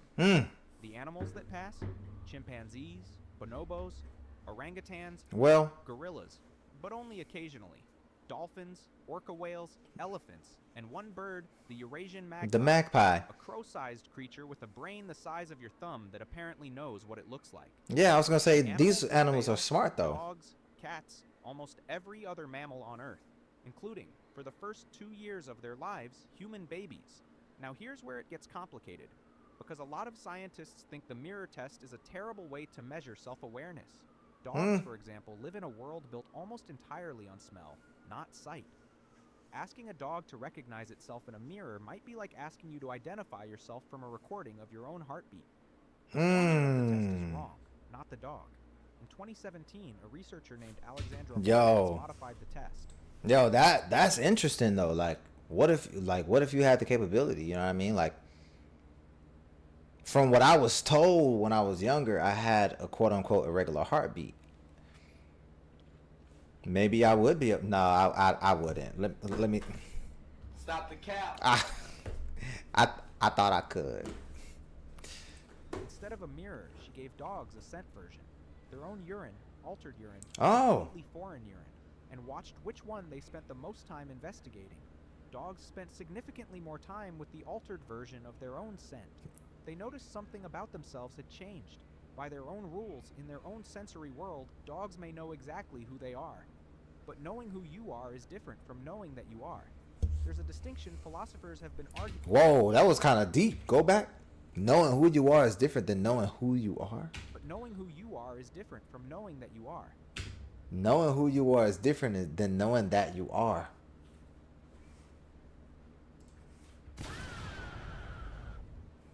That's tough. There's a distinction philosophers have been arguing about for centuries. It's the difference between being a self and knowing you're a self.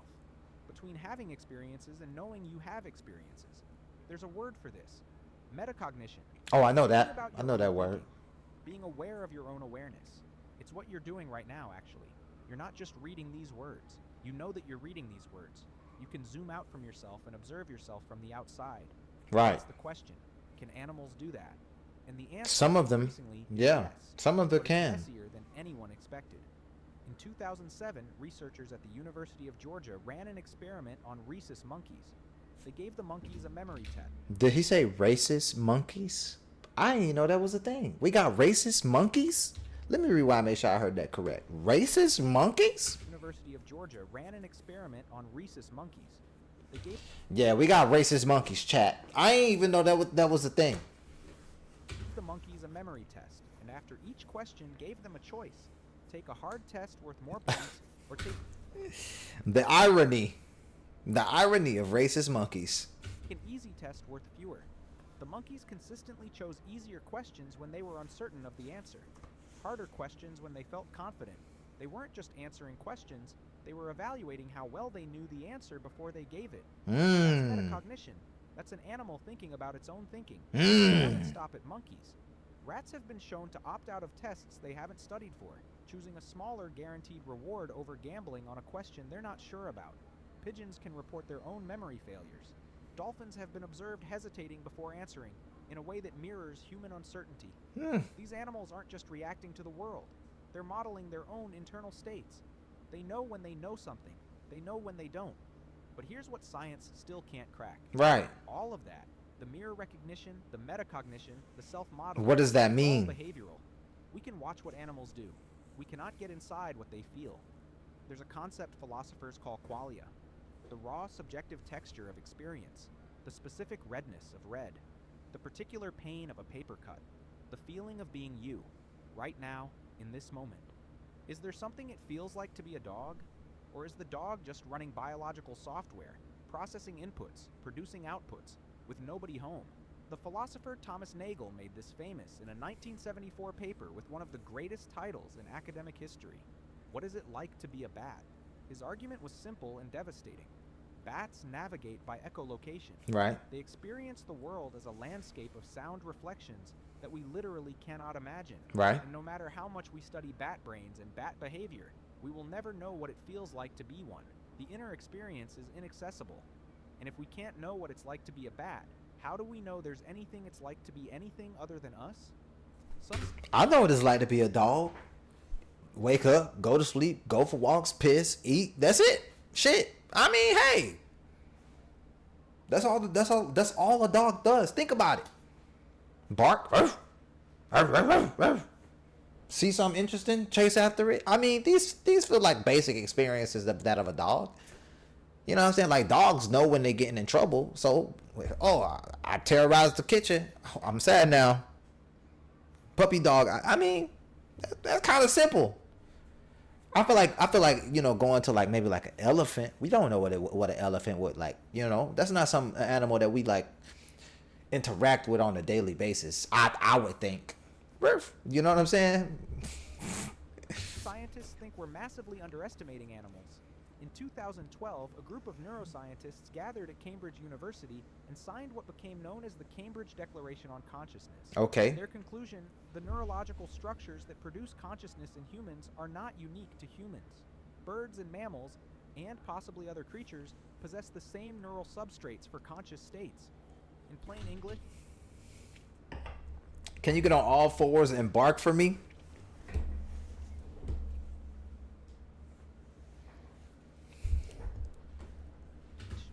the hardware that runs consciousness in your brain exists in their brains too. The lights, they argued, are probably on. Franz de Waal, one of the... I mean, this is where I'll say, like, if I were to get serious, yes, like, they do have levels of consciousness and understanding because we all come from one source. And that source is the Most High, of course, because he created all of these creatures.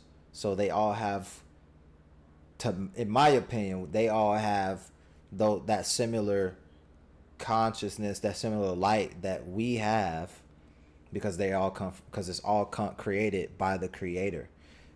We just have reign/dominion over the creatures because it's like a power structure, like a power scale.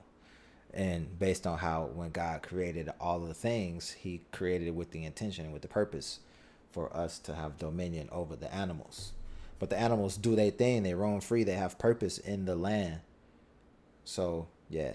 The world's leading primatologists spent decades watching chimpanzees and argued that the question... If they wanted to know if they existed, or like do animals knew they exist or not, like just read the Bible. The question of whether animals have inner lives was almost backwards. We should be shocked, he said, if they didn't. Evolution doesn't tend to invent something. What about my dog right now? Out in the living room spamming a chew toy on an infinite loop. Does it have the conscious thought that it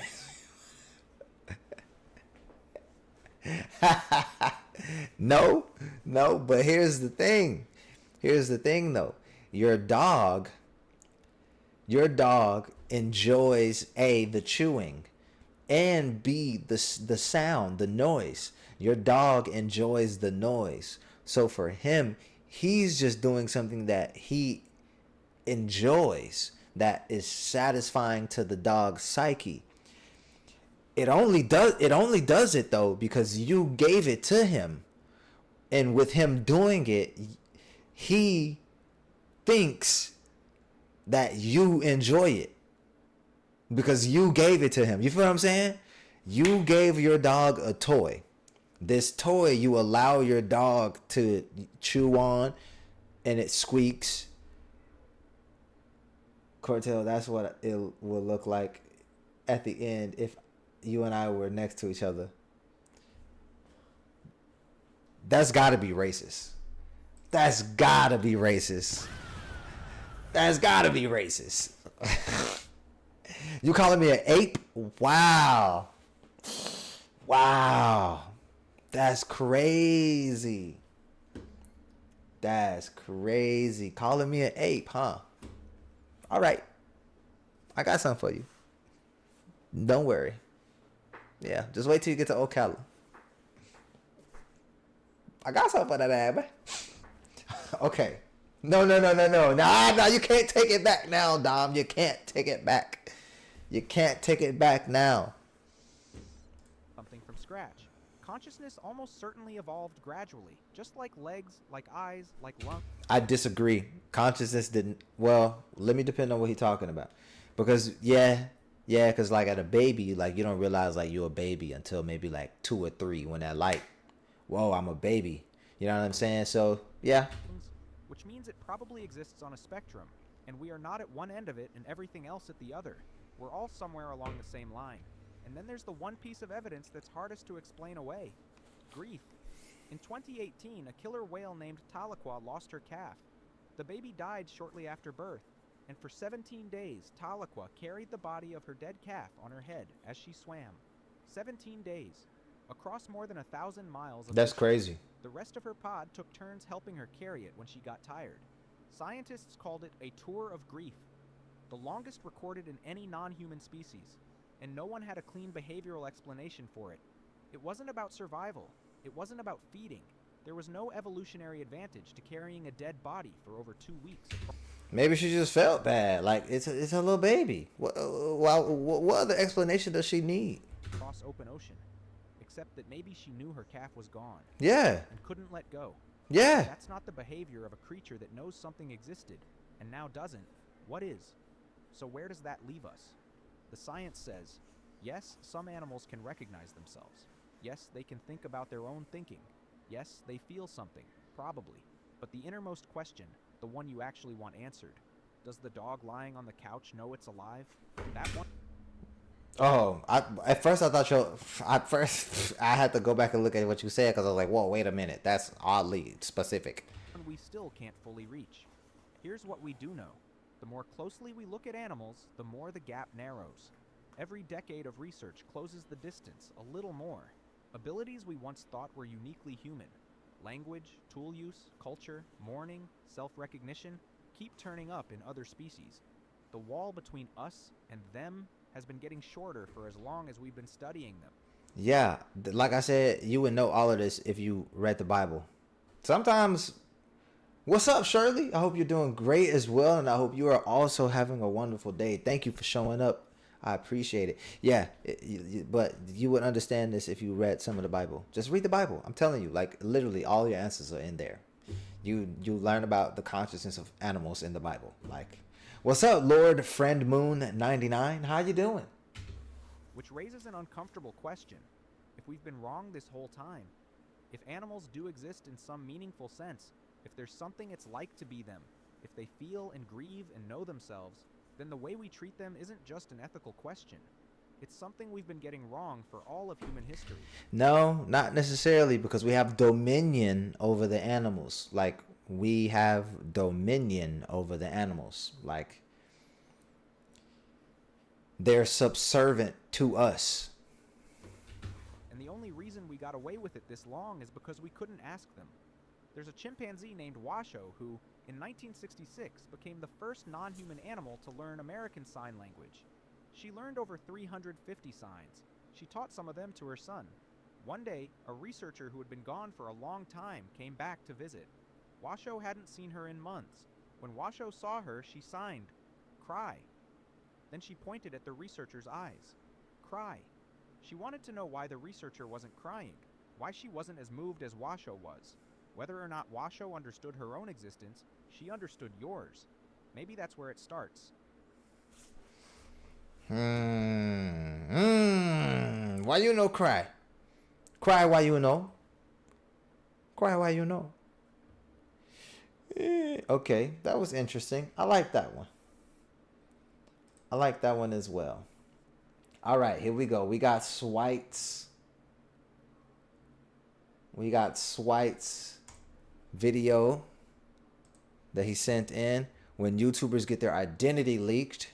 From Pyrocynical relying on humor in the face of backlash. Sorry for not fulfilling your incredibly niche expectations. To Daily Dose of Internet showing his vulnerable side. I would literally pray to God every night before bed. I'd be like, just kill myself. Here are 8 Whoa. YouTubers who got Whoa. their identities leaked. Starting with YouTube commentator Pyrocynical, real name Neil Murphy, who spent the first 2 years of his career hiding behind gameplay content. Be sure to comment down below what you want me to talk about next. Until 2016, when his identity came to light. This'll only end bad for me. This reveal was set in motion in 2016 when Drama Alert host Keemstar started spreading rumors. Pyro legitimately invited a large YouTuber to go to a furry convention. Pyro was trying to hook up with a 13-year-old girl from France, all right? That he was technically like a pedo or a weirdo. Worse, Keemstar would follow up these accusations by cross... Can you react to Moon Wakes Up? I see Dream on the blur list. Put it in the Discord. Join the Discord. Put it in the Discord. There's a section, videos for reactions. Put it in there. We'll get to it when we get to it. A line. Sheesh. Okay, here. I'll send you the Discord link. Or actually, it's in my bio on my YouTube. But I'll send you the Discord link. For some strange reason, I don't know why, but I don't have the Discord link like direct to the for the YouTube. It's very weird. But here you go. Join the Discord. Put it in videos for reactions channel. We'll see it and we'll be able to watch it. Causing Niall to confront the situation. So after I criticised Keemstar, Twitter pretty much devolved into a battleground. The fallen god of Olympus would randomly, with little to no context, start attacking me and posting private, I repeat, private pictures of me on his Twitter. This response would earn him the internet's support, encouraging him to take control of his leaked identity. So I've done a face reveal, not sure why. This'll only end bad for me. Sure enough, the comments were unforgiving. Remember Gibby from iCarly? This is him now. Ish. Did you hear how deep this chick's voice is? Despite these jokes at his expense, Niall clapped back by leaning into them.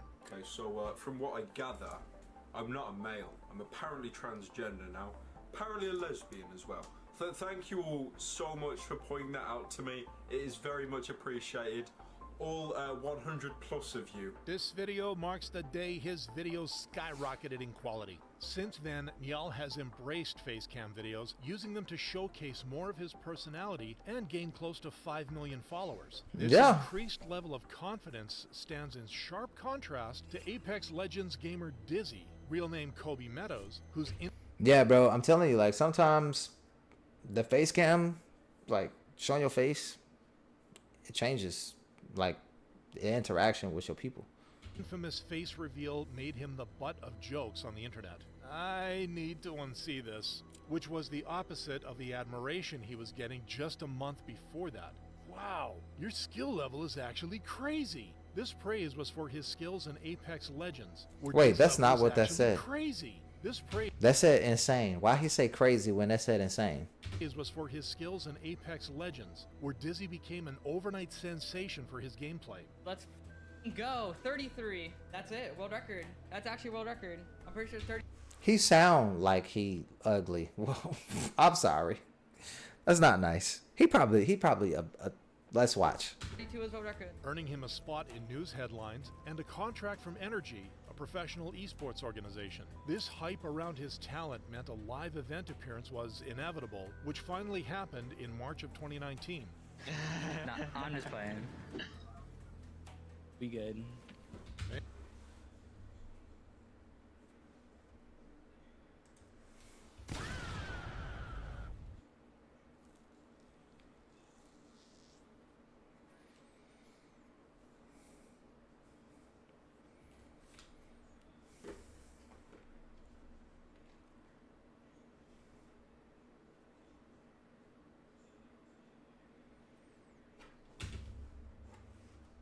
And his voice does not match his face.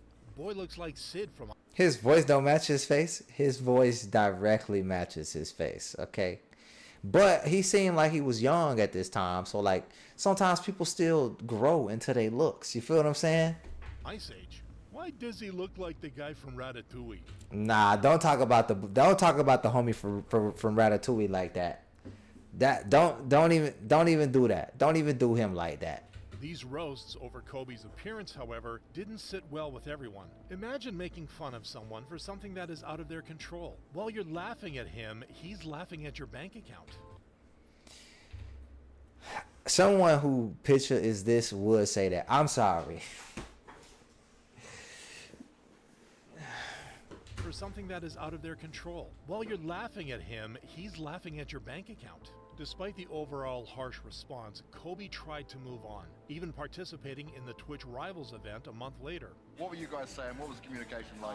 What I was thinking was like Richard went down and then I was down. Even though Kobe showcased his skills yet again, his second public appearance didn't stop the hate train. I felt jealous that Dizzy was getting so rich off of just playing video games, but now I don't so much anymore. Okay, that's just some hater ass shit to say. First of all, like I said, he seemed like he probably about 14, 15, 16. At like he probably not chopped anymore. Like some people grow into their looks.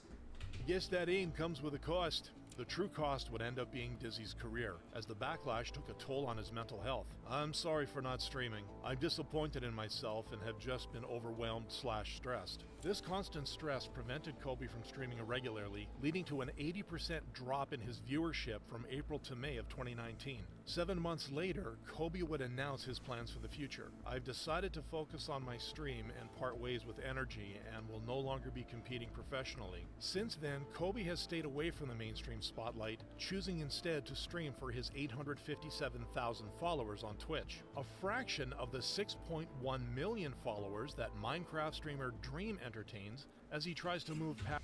Let's see what he look like now. Let's see what he look like now. That was what, 6 years ago? Dizzy. Twitch streamer. I'm pretty sure he's not as chopped now. He can't be, chat. Like, come on. Oh wow, he doesn't show it. He doesn't show face cam.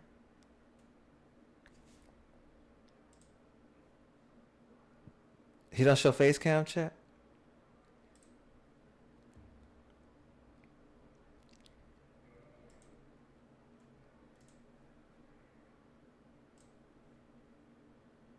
He streamed this 9 hours ago, though. Well, that's good that he still streams. 3 weeks ago, dropping two 4Ks. Okay. Okay.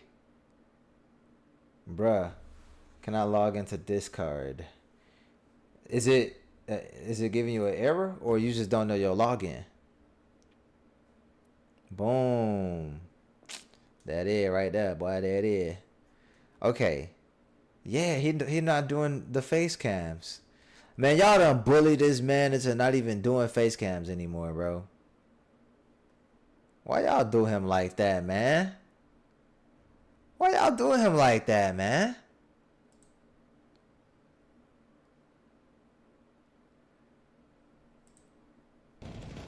Watch this. I need to get 6. Watch this shot. Ow! I'm done. Get me out. No. Nah, yeah, see, bro, he probably older now and probably like not even as chopped as he was when they were showing him. You know what I'm saying? It's probably not even that bad. But we won't know because he don't show his face anymore. Damn, that's crazy. That's crazy. Some people just gotta grow into their looks, chat. That's all. We gotta bully me?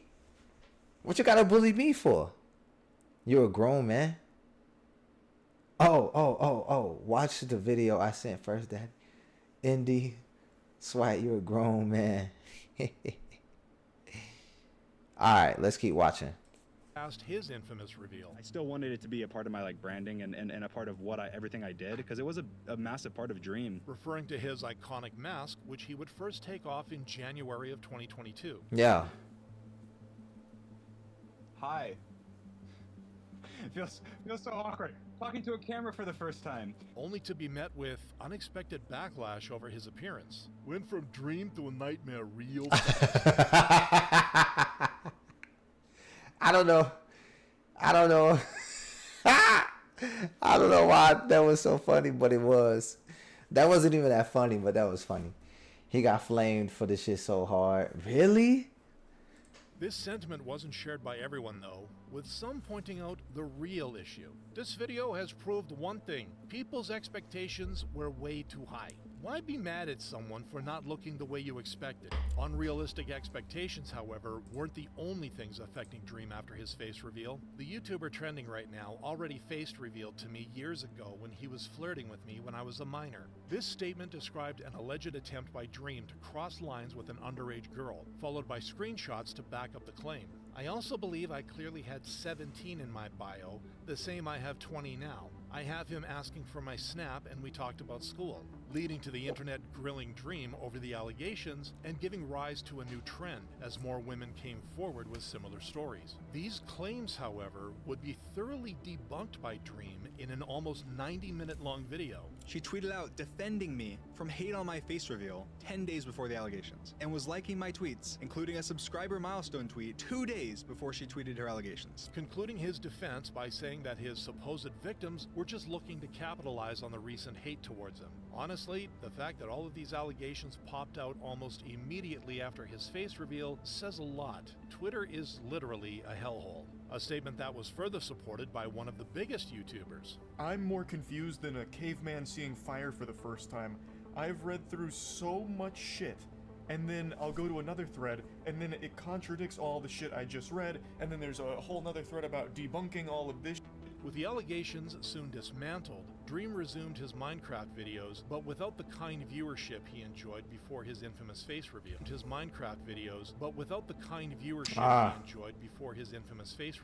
Much like Corpse. But it was still getting views, though. I mean, whose carefully crafted reputation came crashing down despite his... So this one, I feel bad for this guy. I know about this guy's face reveal. This one was kind of like, the internet is a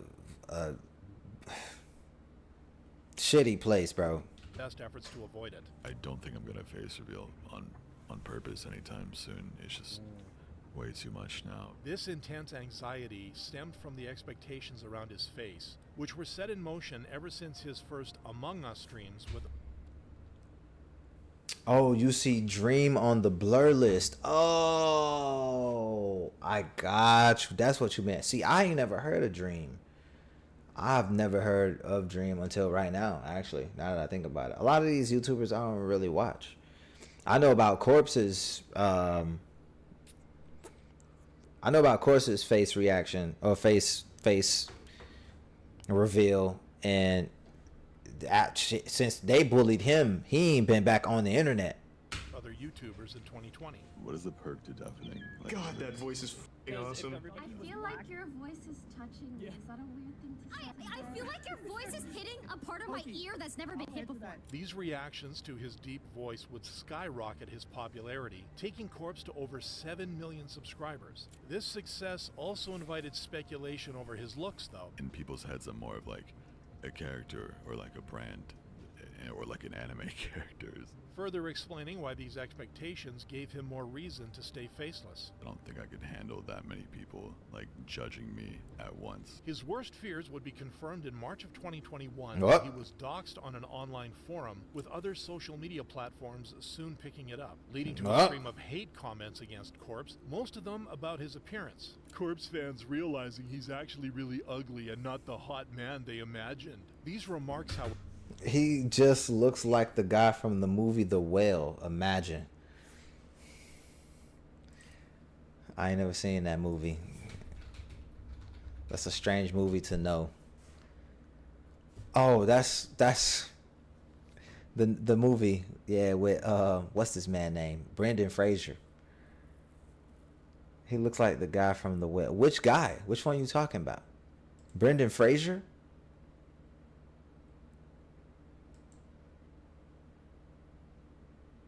Are you talking about Brendan Fraser? You saying he looked like him? I mean, imagine he did. Low-key looks AI. You talking about for Corpse? I mean, however, were soon Corpse husband fans realizing he's actually really ugly and not the hot man they imagined. actually really ugly and not the hot man they imagined. These Just to be mega chopped. remarks, however, were soon overshadowed by waves of support for the YouTuber. Imagine being so attention deprived that you have to invade someone else's privacy and expose them for your own personal gain. This attempt at doxing Corpse received another blow when internet detectives pointed out why it was fake. Despite the support, Corpse had seen enough, choosing to abandon his main channel in response to the backlash, with his last upload coming in November of 2021. He would follow up this move with a new chapter in music, growing his audience to over 2.8 million and collaborating with some of the biggest artists over the next 2 years. Since November of 2023, however, he has stepped back from the spotlight to take a much-needed break, a sentiment that has also been expressed by one of his closest friends. He's off the internet because he wants to be off the internet, and I think he's happy with where he is right now. But while Corpse had no control over the doxing saga that turned him away from streaming, the creator of compilation channel Daily Dose of Internet, Jason Greniewicz, leaked his own identity with this move. Yeah, no, those aren't the questions. How do I get to the questions? This accidental reveal after 2 years of anonymous uploads, however, immediately worked in Jason's favor. Bro thought he sounded like a chill college student that got out in midterms, but bro built like a DILF. Jason, therefore, felt comfortable accepting his public image, even attending the Streamer Awards for the first time in 2022. Ladies and gentlemen, this is your Daily Dose of Internet. Hello everyone, this is your Daily Dose of Internet. Can you believe it? That's me. While this interview was his first public appearance, Jason would reveal more of himself a year later when he sat down for a candid conversation with Anthony Padilla. I want to open up an animal sanctuary. I want to, and a farm, and all these fun things. So you were telling me that you also want to open an apple orchard. You want to own an apple orchard. I want to be an apple orchard farmer so badly. Jason would also open up about his life before YouTube success when he was burned out from his 9-to-5. I was just extremely depressed, and I remember it got to the point. Lord friend, do you have the Twitch? Do you have Twitch? Oh, what do I do if I can't log into Discord? Do you have Twitch? That guy hot though. If you think so, I mean, if that's what you think is hot. Shit, I don't know, man. I don't know. I don't know, because after this video, we're moving on. We're no longer doing reactions.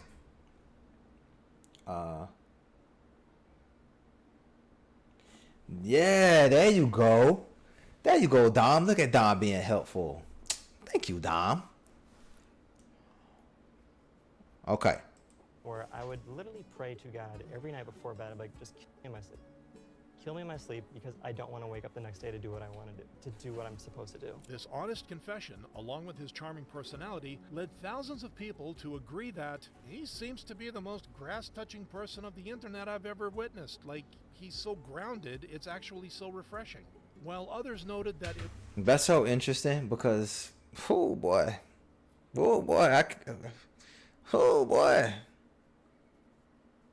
I mean, that's crazy for you to be asking God for you like to do, but at the same time, like, yeah, if you go into a place that's making you that depressed, my boy, yeah. Peekaboo, peekaboo. I just put some pointers in my chain. Peekaboo. 50 pointers like a Kobe game. Peekaboo. Yeah. There never been that time for you? Not due to like somewhere I've worked. Now I can say like, you know, I've had some tough times, but like where you like just based on like where you work. Now I do have like my times with God where I'm just like, yo, like this is a lot, and like I really would like to be doing what I believe that I'm supposed to be doing in this world, and like where I want to do what I actually want to do in this life. But like I don't ever ask God to like take my life away because of where I'm at. You know what I'm saying? Like that is deep, you know? And shoot, man, like you'd be surprised. Like sometimes you gotta be careful what you asking God, because God will be like, you know, it'll like, not to say that this will be funny, but like it's one of those things where it's like, what if when this person dies, like he actually dies in his sleep? You know what I'm saying? Like just like that, you know? So it's just being vigilant. But yeah, that's crazy work. it was impossible to dislike him. I hate this guy. He's successful, handsome, confident, rich, and has a voice like butter. No, wait. I love this guy. This outpouring of love was similar to what Jaden Ditfak of Jaden Animations received from the internet after getting featured in a vlog. We didn't find Jaden, but we found her biggest fan. How long have you been following Jaden for? Pretty long time, since Say like 18 years. Despite playing along, Jaden was uncomfortable with the situation, something that fans were quick to note. Their observations proved accurate, as she would later express in an interview 4 years later. I was like, get used to it, but I'm really not comfortable right now, but it's out there, so my emotions don't really matter. Her discomfort stemmed from her self-image struggles, which she discussed in the aftermath of her identity leak. I started eating. Yeah. That's understandable. That's understandable, Dom.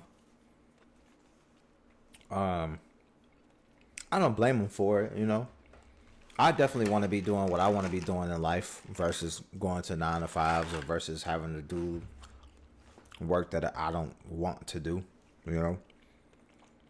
Hello, motherfucker. Hey, hello, friend.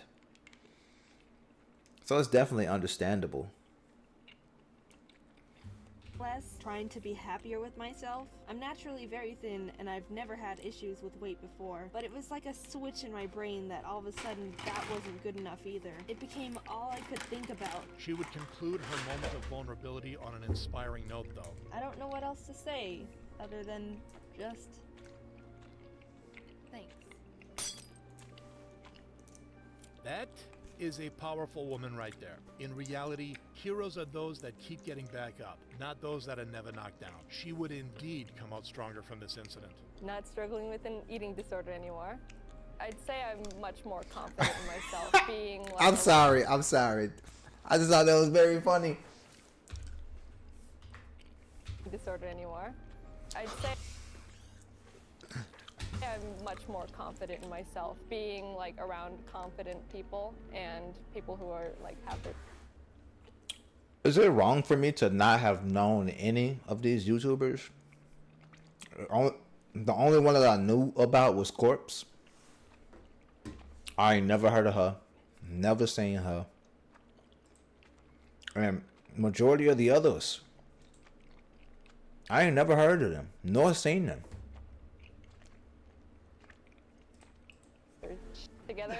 This new sense of confidence would be on full display when she jumped headfirst into a Mr. Beast challenge in 2024. Little did anyone know just how far that leap of faith would take her. Oh my gosh! Oh, whoa! You were so chill! I was like, surely she's out! You are the winner! It's hard for a lot of artists out there. I just... She would express her gratitude to her fans by donating the prize money towards an art scholarship, proving that a leaked identity doesn't always lead to doom and gloom. Unlike notorious Roblox YouTuber Koofy, whose unmasking revealed something far more troubling. If only one day there was a world where all Roblox YouTubers were normal. This reaction would be a jab at Koofy's dark identity, which came to light after fellow Roblox creator Kakao420 exposed him in 2024. Occasionally, I caught a glimpse of Koofy's true self beyond the character, from his age to his home country. In a video that has over 6.5 million views as of now, Kaka explained that he initially worked with Koofy to create Roblox TikToks, with the two regularly communicating on Discord. This collaboration, however, reached an abrupt end when Koofy went offline, taking a 3-month break without any prior notice. The sudden disappearance urged Kaka to investigate the matter alongside YouTuber Olix, who eventually found an anonymous source claiming to know Koofy's true identity. Before the creation of the Koofy channel, he was Kellogish, a prominent figure in the Roblox community. Kilogish's prominence didn't last long, however, as he faced a platform ban back in 2021 after leaked Discord messages showcased sexual conversations with minors. Following these revelations, Kilogish slipped into the... Forgot about Cortez, not gonna lie. What's up, Don? Welcome back, buddy. How can you forget about me? How can you forget about me? That's crazy. How can you forget about me? That's crazy. How can you forget about me? That's crazy. How can you forget about me? That's crazy. Niggas sleeping on me nowadays. That's lazy. Go ahead, figure it out. Go ahead and figure it out. You've been busy with your graduation. You've been busy with your graduation. Hey, congratulations. Congratulations. Congratulations on your graduation. That's Travis Kelce. Travis Kelce at the basketball game. Congratulations, man. Big dubs to you, Don. Congratulations on graduating, man. That's awesome. That's amazing. Welcome to the real world. A prominent figure in the Roblox community. Kilogish's prominence didn't last long, however, as he faced a platform ban back in 2021 after leaked Discord messages showcased sexual conversations with minors. Following these revelations, Kilogish slipped into the shadows, only to resurface 3 months later with his first upload as Koofy. The shared identity of the two channels was further confirmed by Kaka when he exposed Koofy's blocked keywords. These included his former channel name and terms related to PDF file behavior, therefore closing the case for the community. After this bombshell dropped, Kilogish, real name Kelvis Garamanian, disappeared yet again with his last upload in August of 2024. But while Kelvis's leaked identity forced him back into the shadows to confront his dark past, Minecraft YouTuber Grox has only won over more fans. Bro looks so innocent. He looks like he would be a chill guy who probably plays some instruments I would vibe with him all day. These comments come after 4 years of anticipation, during which the faceless YouTuber has grown to roughly 6 million subscribers with his Minecraft skits. We have a Declaration of Independence. You can't attack us. Oh, that's sick. Hey, can I see that? Oh, sure. Fuck out of here with that. With these videos receiving widespread praise, the star grew brighter until he took a break in January of 2023. This step back didn't last long, however, with fans delighted to see him upload once again in April of 2025 with an interesting challenge. Can they stop me from beating the Ender Dragon? Let's find out. And if I die at any point, dude, you're serious. I have to face reveal. Even though Grox would succeed in the challenge, his alleged identity would become public anyway when an anonymous source leaked a now deleted photo from his Instagram account. This leak, while still unconfirmed, was actually well received by the Minecraft community. He doesn't look like somebody who would torture villagers for fun at all. People better not call him ugly, I swear. Making this one of the most positive reactions to a leaked identity in recent times. Oh, okay. You cannot do better. Stop it. Okay. Cool. Well, chat, that was a pretty good 2 hours. The moon woke up. Okay. Episodes 1 through 4. Sent from friend Moon. Okay, chill out. You may be mod on Twitch, but I'm the only mod in here. Don't make me take you on a dual range again. Oh, I challenge you to a duel. Ah, that's fencing, pal. Hey, that's still a duel, buddy. That's still a duel. Okay, chat. Hold on. We gotta see who's gonna win the duel. Let's go. Let's see.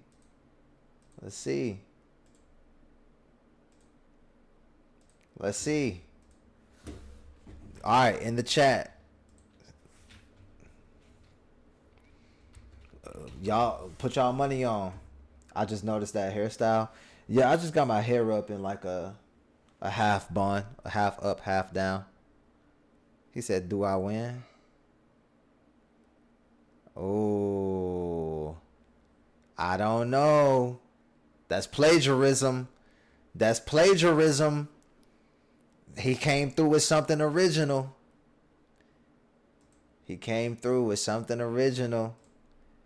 Bam, you came through with the plagiarize. I don't know. All right, let's do this.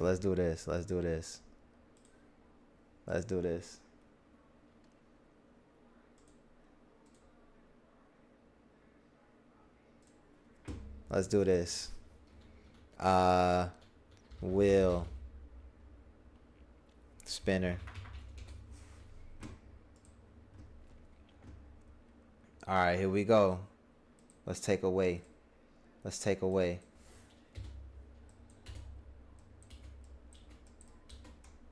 All right, here we go. This is about to be the determining factor. Dom.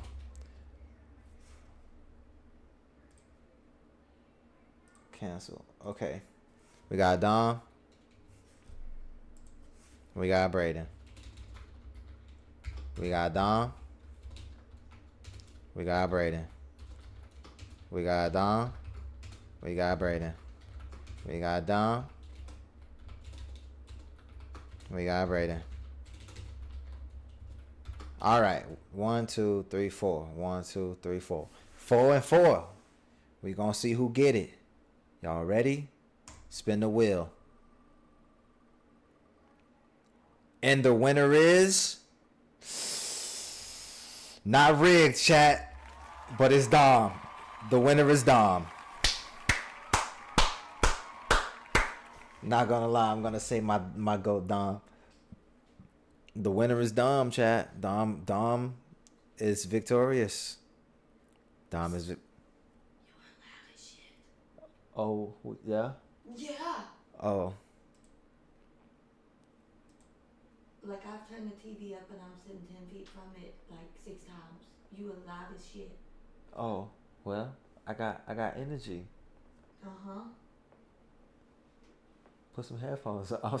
I don't know what Don't let me come chop you in the throat. I don't know what to tell you.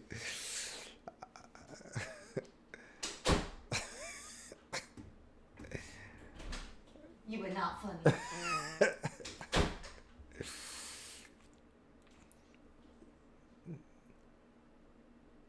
WWs. I'm gonna just soundproof the room, chat. I'm gonna have to. She not gonna be saying I'm loud when we're living in a mansion though.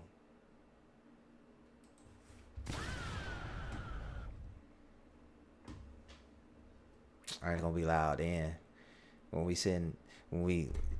living in a mansion down in Miami, overlooking the beach.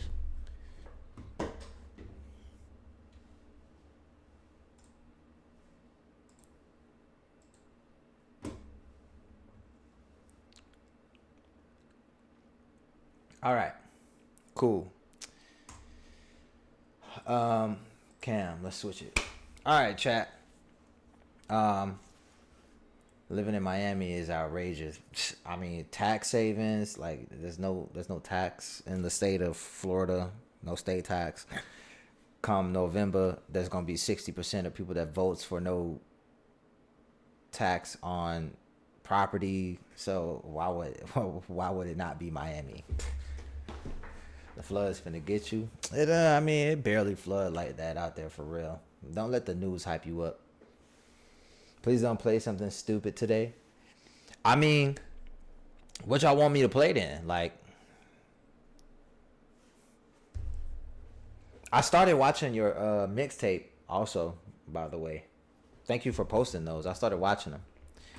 So far, low key, I'm glad it's only 2 hours. I will say that. Was 4 hours of gameplay. It's only 4 hours of gameplay. I'm glad that it's only 4 hours of gameplay. I will for sure say that, because one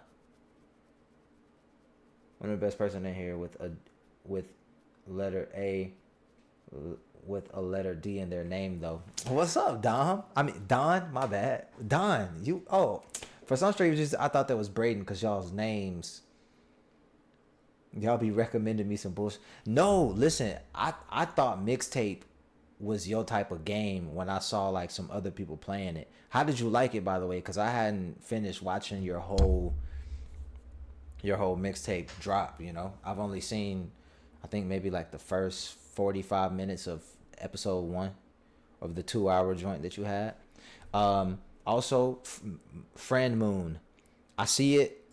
Your moon wakes up. I'm not ignoring it. Trust me. But I saw also in the Discord. We're going to play it. Just not today. The stream is now 2 hours and 30 minutes. We typically stream for 2 hours, maybe close to 3. In stream, I take a quick break and then we come back into it. Just so that way it's easier for me, like just to get like clips and everything like that. So momentarily we'll take a break, but it's not gonna be long. It's literally just gonna be me ending this stream, figuring out what game we'll play, and then play the games. But I'm trying to figure out if I should even do that because it's already 10:18. I just like to have them like separate, you know. So we will do that, but we will be back as well. So like it's not like end and it's over. It's end and then gear up for some games that we'll play. So this stream is not too long, but yeah, I know y'all said like some games that we got in the Discord, right? That y'all have recommended. Get good.